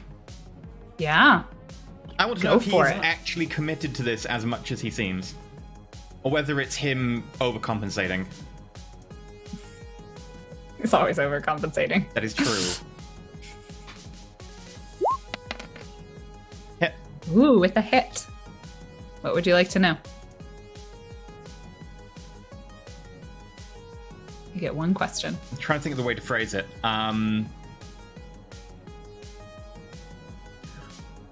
What is his biggest insecurity about this plan? He's desperate. He did not know that Hex was really in there. And now he knows. And that shifted his entire perception of how quickly he needed to work. Before that, it was hypothetical, and now it's very, very real. And if he had conditions, like guilty is a condition that he's had for 20 years. Okay. What's his biggest insecurity about this plan in particular? Like, what is he actually worried about or afraid of? Or what is he concerned about this plan? Like, what is his chink in his armor about his I'm perfectly happy with what's going on? That when Hex comes out from the dimension, it's not really Hex. Which is what Spark told him. In which case, perfect. You utter bastard. It's my mother. You think you have more right to her than me? You don't even know her. I have a right to know her. And I think this is too dangerous. You're putting so many people at coming risk. home. And you're putting people at risk. I want to meet her. I want my mother back, but I don't want this. Oh. It's too late. It's never too late. I know what's coming and it isn't Hex. It's just like got his hand up against your moat, watching.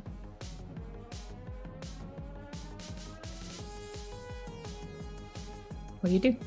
Frey, you're in there now. You see this part of the conversation. And I think like in a moment, Spark will show up and then shit's going down.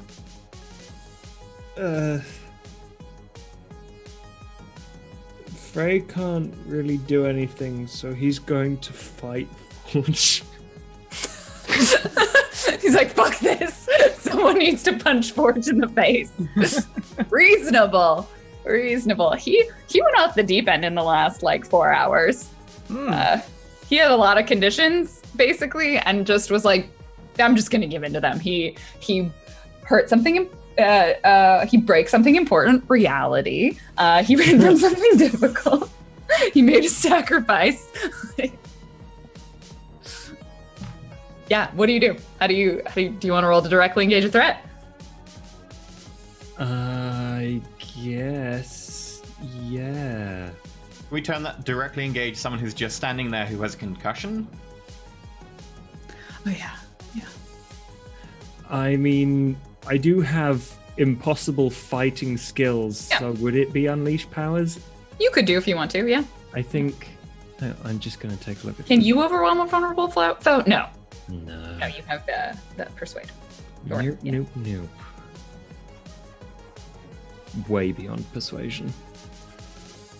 It tells you what do you think? How do you think that? Overcome an obstacle, reshape environment, or extend senses. Resist or avoid blows. Take something from them. Create an opportunity. Oppress. No, I think this is unleash powers because I don't think the results for direct. Okay. You want to just try and like knock him cold again? Yeah. I'm just trying to cause physical harm at this point. Like, Yeah. I wish that's I fair. had an opportunity to talk to you before now, but it's too late. So, whap. Sure. Casper swings, knocks himself out on the shield. Bounces off the moat. Yep. It's a Things wrong. Yeah, it's a swing and a miss. You know what? I think Casper, like, Casper you gets, yeah. Yeah, do you want to describe this? Tell me how you whiff it. Like, No, I don't know. I don't know. No one can even Okay. help me with team on that one. no, there's barely enough team in the world. I think you just like go in across the like you see Forge, you see this whole situation happening, and you're like, fuck it, and you tear across the room like pretty quickly for you, and you go to land a punch, and I think. Rick kicks him on top of him. Yeah, I think you trip. There was like Forge, a I think, also wave- probably manages to dodge, and like he sort of looks up and just kind of like moves to the side. It's like and- a wave from the portal that knocks me off balance or something. Yeah, I think so. I'm just trying to decide if there's the thing, because we established Claire was somewhere where there was something happening. And I think you see Claire for a moment, and then she's not there. I'm super confused and off balance. Yeah. Ah! And he like looks at you as you sort of stagger back a few feet from him, and he's like, "Really? That's where we're at." We could have worked together, but I didn't Yes, we could have. I know! But we're on opposite sides now, so you're going to have to go down. I have no choice. She's Pray. almost here. Wait. Spark, you step into the room, and I think the whispers for both you start hearing it now as you step into this sort of lab. And Liam, the talking in your mind is getting louder and louder and louder. Frey levels up because he's Immediately, Spark runs into the room. She opens up this this toolbox that she has, and she just starts setting something up. Okay. Can I? And she kind of shouts out to Miranda. She's like, "Tempest, keep your mouth. Do whatever you can to keep it up.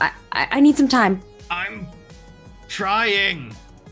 I know, and that's what makes you awesome." And she's you just hear her like going and doing whatever she can. Can I attempt to provoke Forge? This is an academic question, just so that I know before I even try.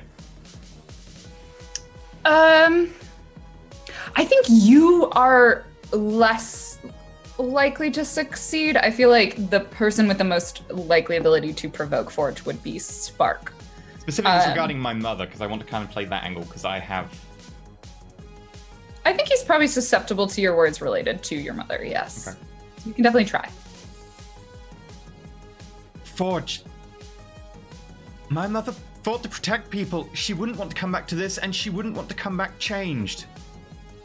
And she certainly wouldn't want to come back to a world that's fallen apart into whatever this is. There's not going to be a world left for her to come back to, even if she came back the same way. Which she won't. She wouldn't want us to remember her by the thing that comes back. Please help us stop it. Remember her for who she was. Okay, make your roll. And I will assist if it fails. I have words. Yay, I'm hoping it works, but it probably won't.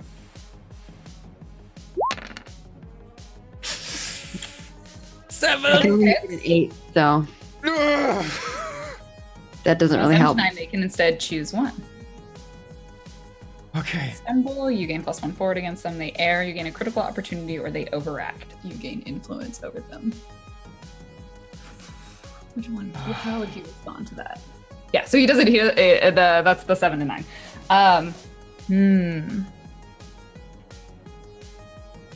Trying to think what he knows in this situation. They you gain a critical opportunity. He lets slip something that might help us in this regard. Would that be okay? Yeah, I think so. I'm just trying to think what he would tell you or how he would respond to it.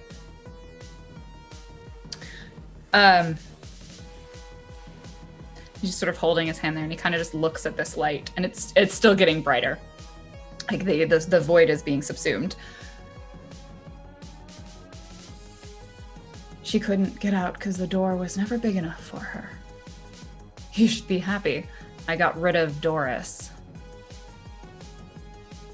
He sort of has this like kind of gross smile on his face as he's like, He's like gently caressing this moat, like it's really gross. He's just like, she's in there. I love her. And Presses its face up against it, like. Yeah, just gross. He's gross. So she's gone, and the doorway's finally wide enough. I thought by putting it all back, I would separate the two of them, but you didn't give me that option. So now I've just opened the door for her. And granted, there are some side effects to a particularly large portal, but she's going to be here. And then maybe you can finally put it back and you can separate the two of them. This is the worst your mom's fat joke ever. The portal wasn't large enough to get your mum through. Yeah. That's what this So entire mean. series That's is not what he meant. It's not about physical size, it's about metaphysical space. Okay. Your mum said Can I that it's do a not thing? about physical size, it's about metaphysical space. Can I do a thing now? Yes, I'll let you take one action and then something is going to happen. I would like to do my moment of truth. Okay. Which one? I am doing my own thing. I finish what I'm doing. I've been creating this while we're in the car, and then while we're now in here, I've been setting it up, and I am creating the device that my uncle made, but strong enough to absorb the power. From both you and Liam? This of this thing that's in the set of this void thing. I don't think even with your moment of truth that'd be possible because you would be absorbing the power of the entire dimension. Yeah. Like when I I will use take- mine, I could only hold it back a little I bit. will die for this if I have to. Oh. You could take like the hex amount, or is hex the entire I think dimension? Hex is subsumed into it now. I think hex is the thing, yeah. You might be able to instantly take it from one of you two, or maybe even both of you. But like my moment of truth for comparison, only just managed to hold up the cliff from one section of Doom track. Like I couldn't wipe out a One Doom track or anything. sign. One Doom Gotcha. sign, yeah. Yeah. Or wipe it out from a small person. Like I couldn't wipe it out from like anyone bigger than just Seneca. Okay. If I could absorb it from the two of us and then feed it to this thing.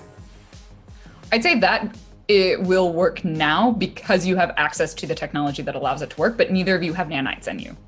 Like you are missing the component that the initial experiment had. How do I get myself nanites then? Do you say it out loud? Forge has them. Yeah, I guess then that would be the first thing I say to all of you. I'm like, I guess maybe to Forge, has he been creepy and caressing the... If you say it out loud, yeah, Miranda can help you. I need nanites. Take some of mine. Gestures at tattoos. Can I take her nanites? Don't need all of them, just some. I would say if you use your moment of truth, you can take them. And you can put them in you and Liam. Okay. Like that we'll narrate through this. I think you might have to pick one of the two of you. Can I use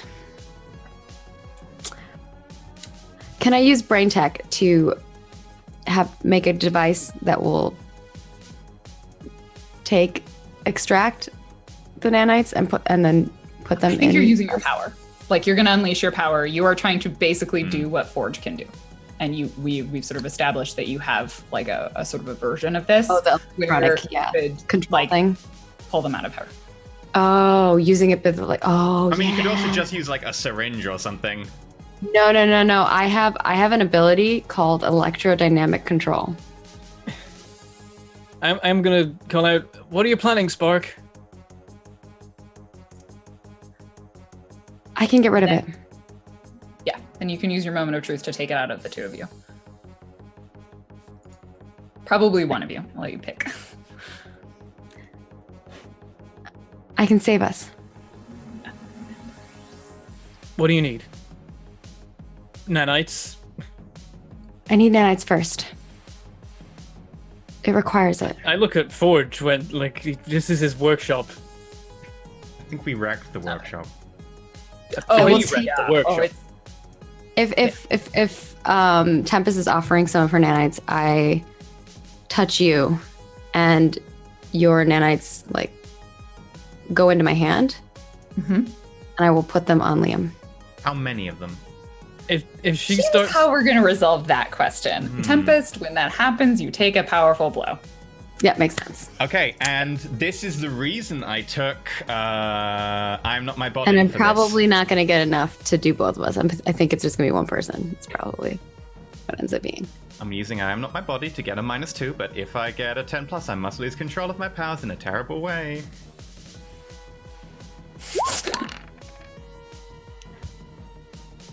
And No, I use team. 6. No, you don't. No. I use team. How are you Oh, doing? teamwork. I You will punch be her in the injured. back of the head.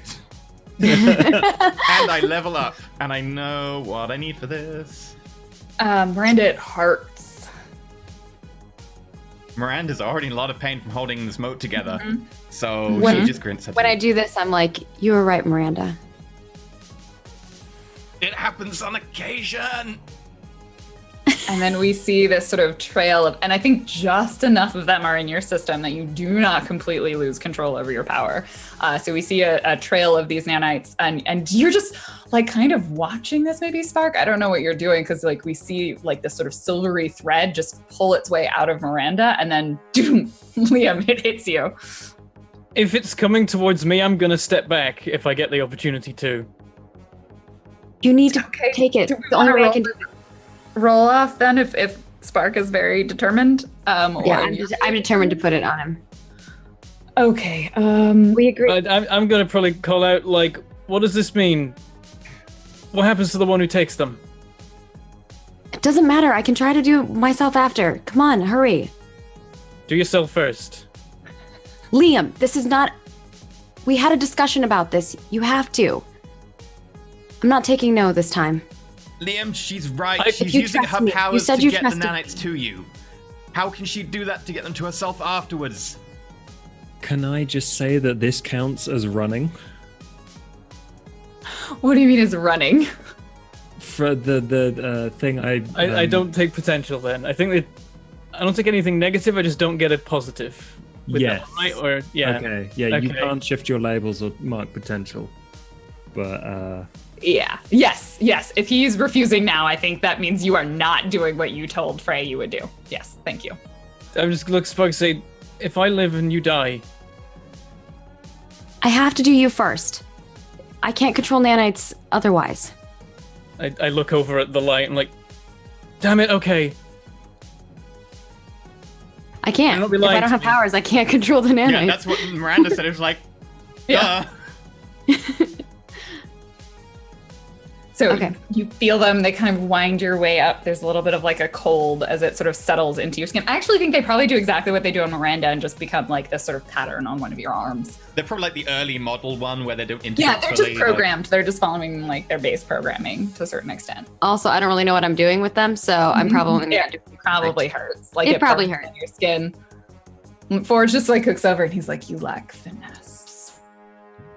Shut up. This is the first time I've ever done this. Casper, punch him again. he does the kind of blowing on glass thing. Yeah. He blows on it and then just draws a little heart. Yeah. It's just like H plus F forever. God. Oh no, I was meaning the one where you blow your lip. Oh, yeah. and it looks weird. No. He doesn't. He's not immature. Seems to Okay. have lost it. I'm going to now. Oh, he has. You drove him to this. I'm going to pull. Telekinetically pull Liam to me, and then- you just move. and then I'm going to start the device. Okay, and now you activate your moment of truth. And I activate my moment of truth. Describe it. You narrate this. Go ahead and read the text because you're using your own one, and then You're on your own. It's like missing an arm, like fighting naked, like holding your breath. You're missing something vital. but you're moving faster than ever, thinking faster than ever, doing things that you couldn't have done while relying on both of your strengths combined. And it's hitting you hard. You can do this without them, and you can win. It's going to be hard. Oh, it's going to be hard to come down off this high and rejoin them afterwards, isn't it?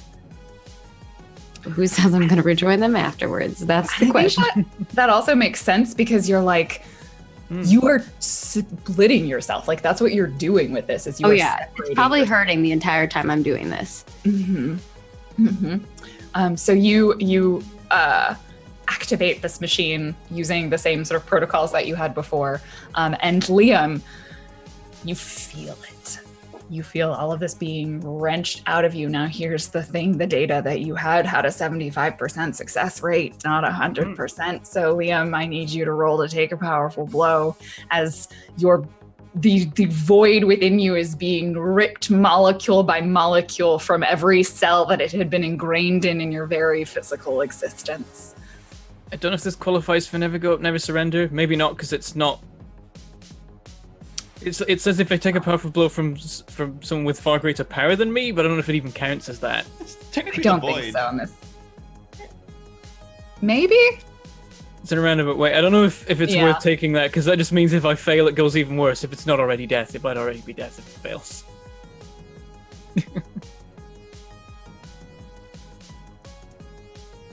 I'm just gonna roll normal conditions. I think I'll die if I use never give up.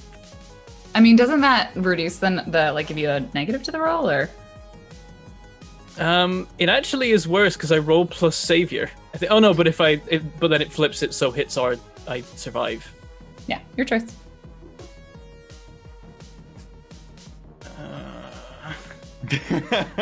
Lauren's like, yes, take the damage. The thing is, I don't know if the positives make sense. What are the positives? It's like I get an opportunity opening against my attacker. I rally from the hit. I rally from the hit. It inspires this team. Add one team to the pool, or I keep my attacker's attention. You got my attention. I'm literally ripping. I think in this instance, because I would probably say it doesn't count. So okay, I'll make a normal roll. I have one condition. Here we go.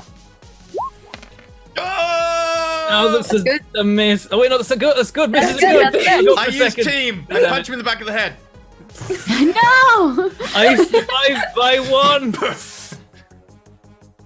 As you feel this being ripped from you, how do you stay strong? How do you rally?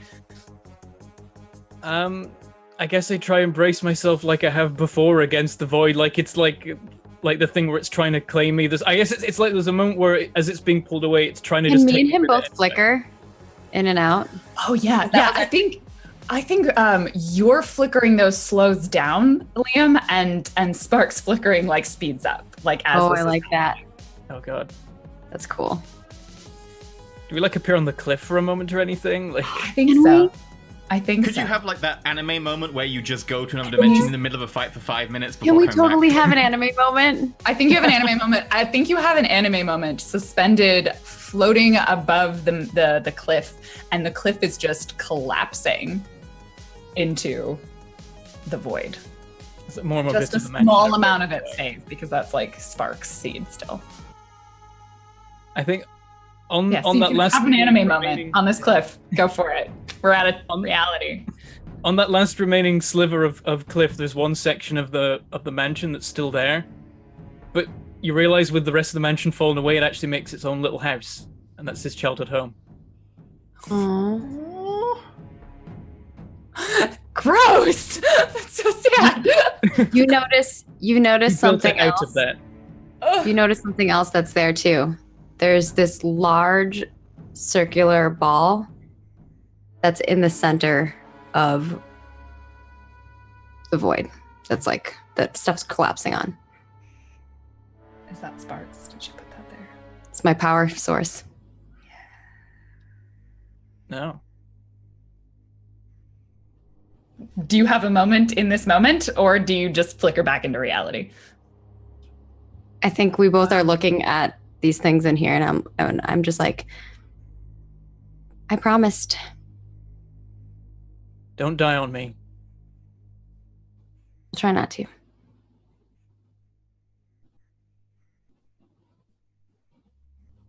And I guess it's probably a thing of where we then kind of get pulled back out of it. One other thing is that there's like this buffeting wind that's been going out over the cliff, but I feel like for a moment maybe it suddenly like flips into reverse and drags us back out of it. Nice. And then you pop back into reality. And Liam, for the first time in a while, you don't feel hungry. You don't feel tired. I mean, you feel like tired, but not in that same way that you have been. You feel it's like a sleepy tired rather than like an exhausted tired. Yeah. Like you ran a marathon tired rather than you have like chronic fatigue syndrome tired. Yeah. And congratulations, you are no longer the doomed. I think I collapsed before it started. Yeah, your hair goes back to brown, right? Yeah. After I hit the overlay again, god damn it. Worse. Spark, on the other hand, what do? You now have these nanites full of void energy. Forge had been putting them into a containment device. What do you do with it? Do you have a containment for them? So I know I do have a containment in my sanctuary, but I don't think that's with me here. Now you could mark a doom sign to call upon the resources of your sanctuary and like send it there, but then you're just sort of sending doom to doom, so that might go a little wrong. Yeah. I mean, there's a portal to the dimension of doom. Yeah, that's what I was thinking is telekinesis / electrodynamic control thing. This Shoving nanites it back. just like straight into the portal. Yeah. It's covered in a I was moat. thinking- Can I open a hole in the moat temporarily, just for like a second? I think you're gonna need to take the whole thing down. I'm gonna shout, Frey, hold him back. We'll see if Frey can hold him back. I can only maybe take this down once more. Can you do whatever you need to do with you? I can't.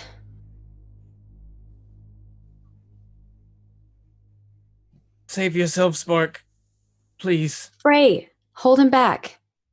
Oh yeah. I was waiting for a moment, but yes, Ray does move, like suspicious of where on earth Claire is.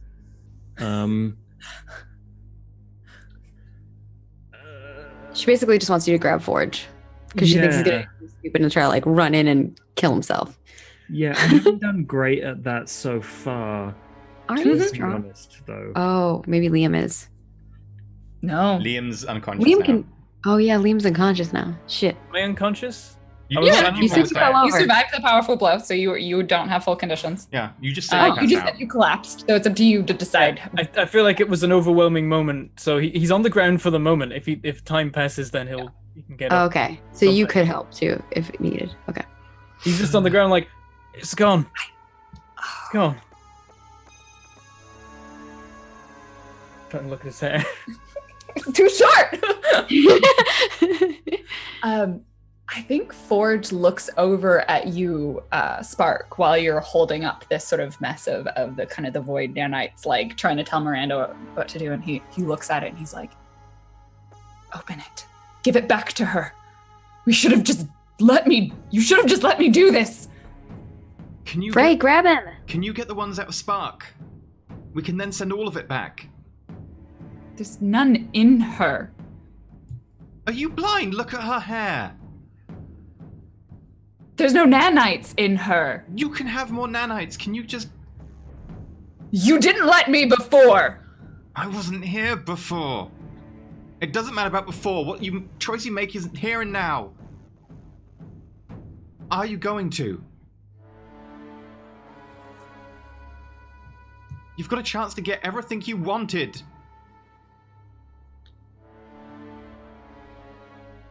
I think he's going to. Oh, he can't. What does he have access to? I think he has to try and cross the room. So I think he looks at you and he's like, "Fine," and so he's just going to start walking towards you, Spark. If I'm holding the stuff, so I'm concentrating on that. If I've just been shouting at Frey to grab him, and Frey has done nothing. yeah. Well, that's Frey. what Frey was intending I to do. think Frey would have actually probably done this first, or like right as he's walking away. So yeah. If he's walking across the room, but like Frey has to make a choice between what Miranda asked and what Spark asked. Mm-hmm. I'm also holding Void in my hands now. There is probably a limited amount of time before that became a problem. To be clear, I just want to remind you the escalating situation Miranda may soon have to deal with, which is that the light is getting even brighter. May I use my, you can gain a power temporarily for the scene by taking a condition? What power would you like to gain? I would like to gain the ability to teleport small objects short distances. I just want to teleport the nanites inside the moat. No, I do not think you can teleport something on the other side of the moat. Not without spending burn. Can I open a hole in the moat for a burn?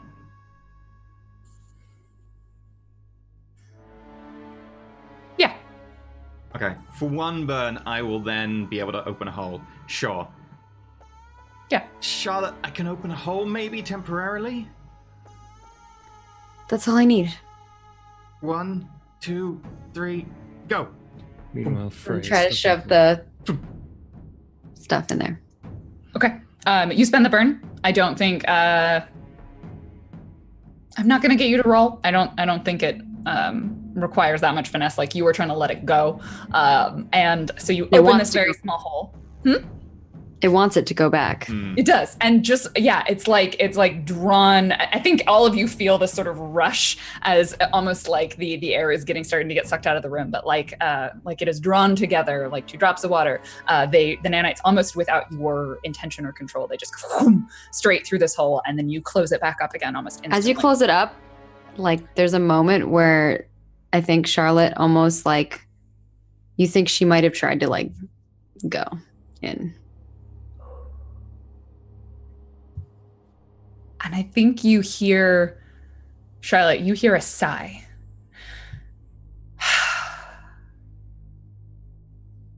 I need to bring you back. I need to take the last of it back. I know, I promised. That's all you guys all hear me say that. Yeah. I'm almost there. I'm gonna scramble to my feet. Sporg, what are you doing? Meet in person. And the light flares. And it overwhelms your moat. And that's where we'll end this episode. Oh my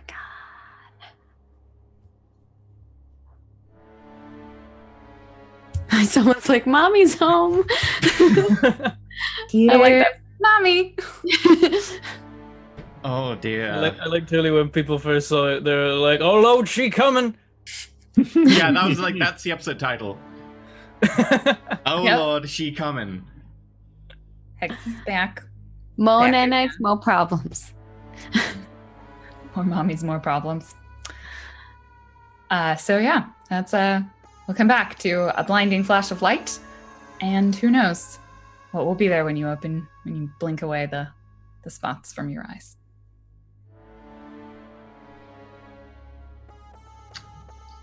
Anyway, thank you very much for watching. Finale is next week, and then Shadowrun is the week after. Right, in the meantime, Lauren, Random Tuesday Games Master, where can we find you? You can find me pretty much everywhere on the internet at Random Tuesday. Yeah, I stream on my own channel. I make cosplays. I play video games occasionally. I don't do those things. Not occasionally. I frequently don't do those things and instead just talk to chat for several hours. Yeah, or check me out on the various social medias, especially if you like to see pictures of costumes. Our illustrious leader, Casper Frey, Gaming FTL, Josh. When I'm not whiffing everything, you can find me at Gaming FTL all over the shop. At the moment, I'm addicted to Minecraft because we have a community server. And then tomorrow, Monday, 7 p.m. GMBST. I don't know, whatever time it is in 7 England. 7 p.m. in England. BST, is not GM. the final finale of Vampire. Wasn't that also last week? Well, I didn't know whether it was going to be a 1 or a 2-part, and I was banking on 2-part because I know my players. Right, don't we all? I mean, not only that, there was a lot of stuff still to do, especially in 3 hours. There's a lot of... I didn't expect some of the things that you did to take so long. Just perfectly honest, they just take so long. It's the eternal GM problem. You That is like a always the session that GM becomes problem. Welcome to players. Always. Mhm. Oh yeah. Oh yeah. Well, that's why I said 2 parts. Let's just put it this way. I was prepared for Bentham to have a different playbook like 4 episodes ago. Yeah. Yep. I was expecting to do my moment of truth 4 episodes ago, technically, yeah. I mean, I just took my moment of truth because I didn't know what to take, so I took that and then didn't use it for ages, but that's because I'm indecisive. Anyway, well, I'm not so sure. Liam, Burnout, Bentham Plays, Mangled Pork, Tangled Bacon, Beb. That's a I've heard Tangled before. I I like that one. Ooh, wait. I'm trying to think of another one. I have a for the first one. Keep going, and then I'll come up with it. Minced Gammon. Soggy bacon? There's been a lot of I always prefer Warped Hog as the best. Warped Hog is good. I like Warped Hog. Is there something beginning with a C on a pig? Contorted chops. Oh, nice. Yeah. I like it. That's a new one as well. Yeah, you're welcome. I have a YouTube channel. It's called Magafort Gaming for silly reasons that may become apparent. And I play factory games like Factorio and Satisfactory and Factory Town and Volcanoids and Barotrauma. They have factories in too. And other games like that. Oh, and FTL, because it's got voted for. So I'm going to do the second part of that soon. Okay, what about Charlotte, Spark? Another name that hasn't yet been decided, but apparently Miranda has to decide before the finale. I'm busy making a Shadowrun. Also, Margaret could you Crone. hurry up on that? Because that's going to give me a potential. No, I've got a Shadowrun to do. Maggie, amazing purple tongue flapping thingy. What about you? You can find me at Margaret Crone in all of the places. I am in like 7 campaigns a week. So if you're interested in some more tabletop RPG from Warhammer to Witches to whatever we're doing here, madness, come check it out. And I will always let you know when I'm live over on all of my social channels. And of course, I also make video games for a living. So if you're interested in that, I'm currently working on a project called Ashes of Creation. That's all I got. And of course, last but not least, Enter Elysium. Where can people find you at? I just want to point out that Caldi came up with a really good one. Perforated porcine.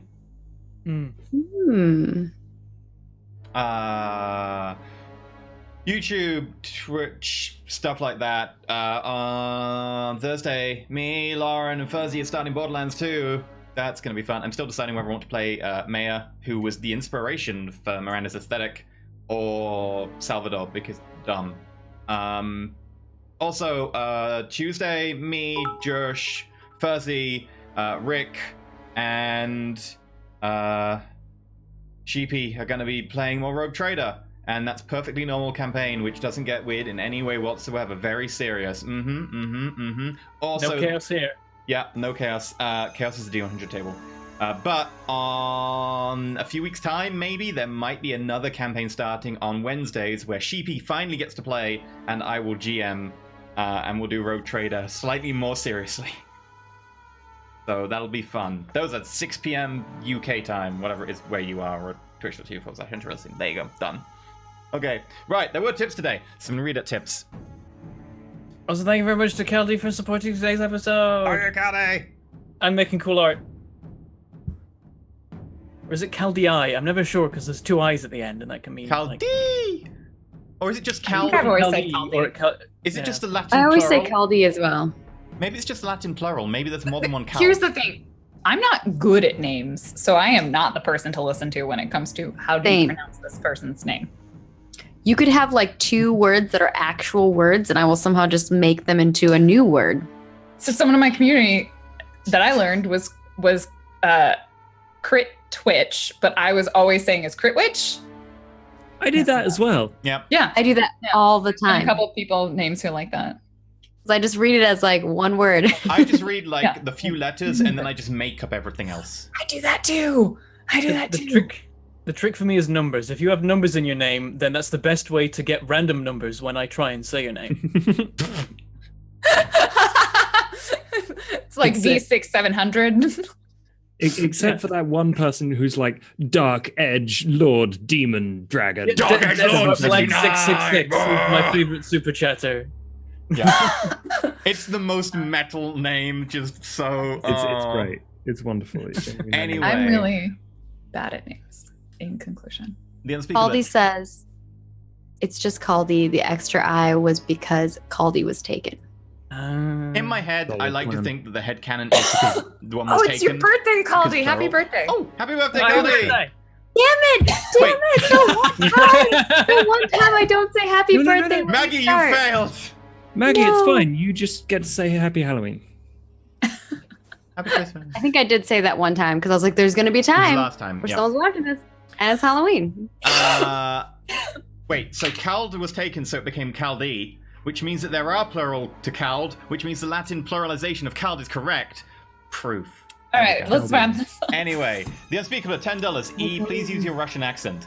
Greetings, comrades. Zlata and my stalwart elven ally, Ivana Kilsander, are very much looking forward to your arrival. We will soon stand united against capitalist oppressors for the motherland. Thank you for the $10. Also $5.